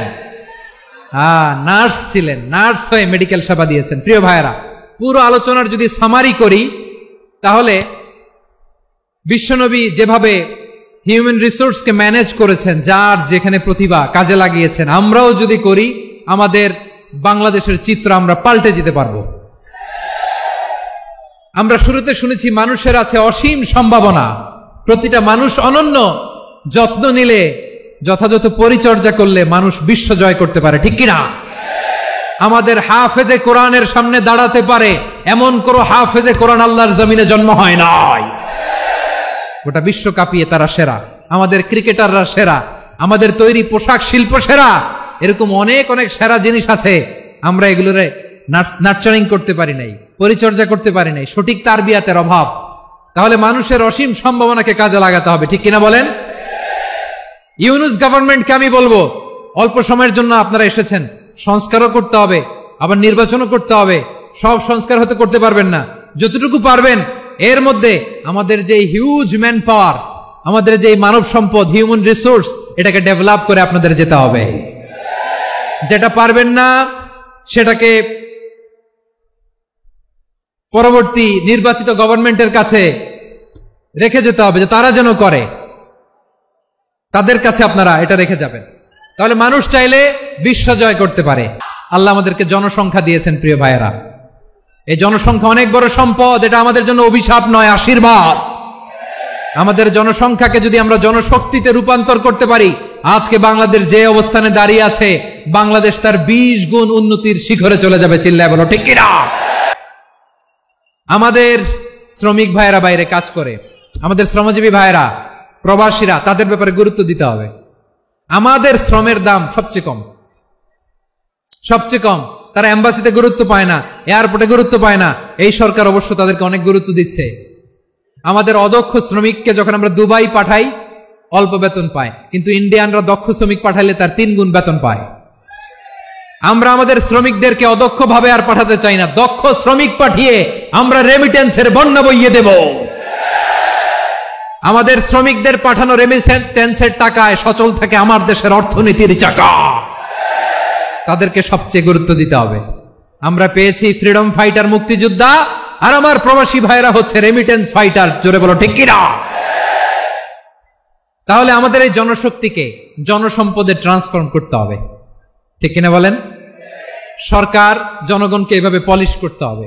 মা বাবারা ছেলে মেয়েদের মধ্যে কার কোন যোগ্যতা, তাকে ওইভাবে কাজে লাগাতে হবে। সবার এ প্লাস পাওয়ার কোনো দরকার নাই। আমাদের দেশে একটা টেন্ডেন্সি আছে, পরীক্ষায় এ প্লাস না পাইলে কই তুই কি করলি, পাশের বাড়ির ছেলে এ প্লাস পাইছে, যা ওর পা ধোয়া পানি খা। কি খা? আমি ভাবছি যে পা ধোয়া, এ প্লাস পাওয়া ছেলেদের পা ধোয়া পানির একটা পানির ব্র্যান্ড বানাইতে হবে, এরকম লেখা থাকবে, এ প্লাস পাওয়া ছেলেদের পা ধোয়া পানি। খাওয়া নাই, এগুলার খাওয়া নাই। ওরে আল্লাহ এ প্লাস পাওয়ার জন্য বানাইছে, আর আপনার ছেলেকে এই এ প্লাস গুলারে নিয়ন্ত্রণ করার জন্য আল্লাহ বানাইছে। ওকে দিয়ে আল্লাহ কি করবে আপনি জানেনই না। একটা এ প্লাস, একটা এ গ্রেড একটা মানুষের জীবনকে ঠিক করে দিতে পারে না। আপনার ছেলেকে আল্লাহ অন্যদিকে যোগ্যতা দিয়েছে। ওদের মনোবল ভাঙবেন না, খবরদার, খবরদার। ছেলে মেয়েদের মনোবল ভাঙবেন না। যাকে দিয়ে যেটা হবে তাকে দিয়ে সেটা করতে হবে, তার প্রতিভাকে সেভাবে কাজে লাগাতে হবে। তাহলে বাংলাদেশ, আমাদের এই জনসংখ্যা জনসম্পদে রূপান্তরিত হবে। আমাদের সরকারের তত্ত্বাবধানে আমাদের 18 কোটি জনগণ দক্ষ জনশক্তিতে রূপান্তরিত হোক, আমরা চাই কি চাই না? আমরা ভালো মানুষ, শ্রেষ্ঠ মানুষ হতে চাই কি চাই না? ওই জাপানিজদের মতো সৎ, ওই ইউরোপিয়ানদের মতো কালচার্ড, আমাদেরকে আল্লাহ তাআলা কোরআন সুন্নাহ অনেক কিছু দিয়েছেন। যেহেতু বর্তমানে আমরা দেখছি তারা সৎ, তাদের মধ্যে ভ্যালু আছে, সেগুলো আমাদের মধ্যে আনার দরকার আছে না নাই? আর ইসলাম দিয়ে আমাদের জীবনকে সাজাতে হবে, ইসলাম দিয়ে আমার পরিবারকে সাজাতে হবে। ইসলাম থেকে, কোরআন থেকে প্রেসক্রিপশন না নিলে জীবন সুন্দর হবে না। কোরআন থেকে প্রেসক্রিপশন না নিলে সমাজ সুন্দর হবে না। কোরআনের প্রেসক্রিপশন না মানলে রাষ্ট্র সুন্দর হবে না। কোরআনের প্রেসক্রিপশন অ্যাপ্লাই না করলে শুধু দুর্নীতি দমন কমিশন দিয়ে দুর্নীতি বন্ধ করা যাবে না। এজন্য কোরআনের আইন আমরা চাই কি চাই না? প্রিয় ভাইয়েরা, হিউম্যান রিসোর্স ডেভেলপমেন্ট, মানব সম্পদের উন্নয়ন, আমাদের সরকার যেন এদিকে নজর দেয়। আমরা যেন এই ব্যাপারে যত্নবান হয়ে উঠি। যাকে আল্লাহ যে যোগ্যতা দিয়েছে, এই যোগ্যতা দিয়ে আমরা যেন ইসলামের জন্য, দেশের জন্য কাজ করি। আমরা যেন আমাদের স্কিল ডেভেলপ করি, আমাদের পটেনশিয়ালকে ডেভেলপ করি। আল্লাহ তাআলা আমাদের দেশকে তুমি নিরাপদ করো, আমরা পড়ি আমিন। আল্লাহ আমার 18 কোটি জনগণকে তুমি জনশক্তিতে রূপান্তরিত করো, আমিন। আল্লাহ আমরা হাতে হাত রেখে, কাঁধে কাঁধ মিলিয়ে ভাইয়ে ভাইয়ে যেন এই দেশকে গড়তে পারি, আল্লাহ তুমি তৌফিক দান করো, আমরা পড়ি আমিন। আসুন আমরা আমাদের জনসংখ্যাকে জনসম্পদে ট্রান্সফর্ম করি। আমাদের জনসংখ্যাকে আমরা যেন জনশক্তিতে রূপান্তরিত করি। জনসংখ্যাকে ট্রান্সফর্ম করে জনশক্তি দিয়ে আমরা যেন আগামীর বাংলাদেশ, স্বাধীন বাংলাদেশ 2.0 কে গড়ে তুলি। আল্লাহ তাআলা আমাদের সবাইকে কথাগুলো বোঝার, আমল করার তৌফিক দান করুন।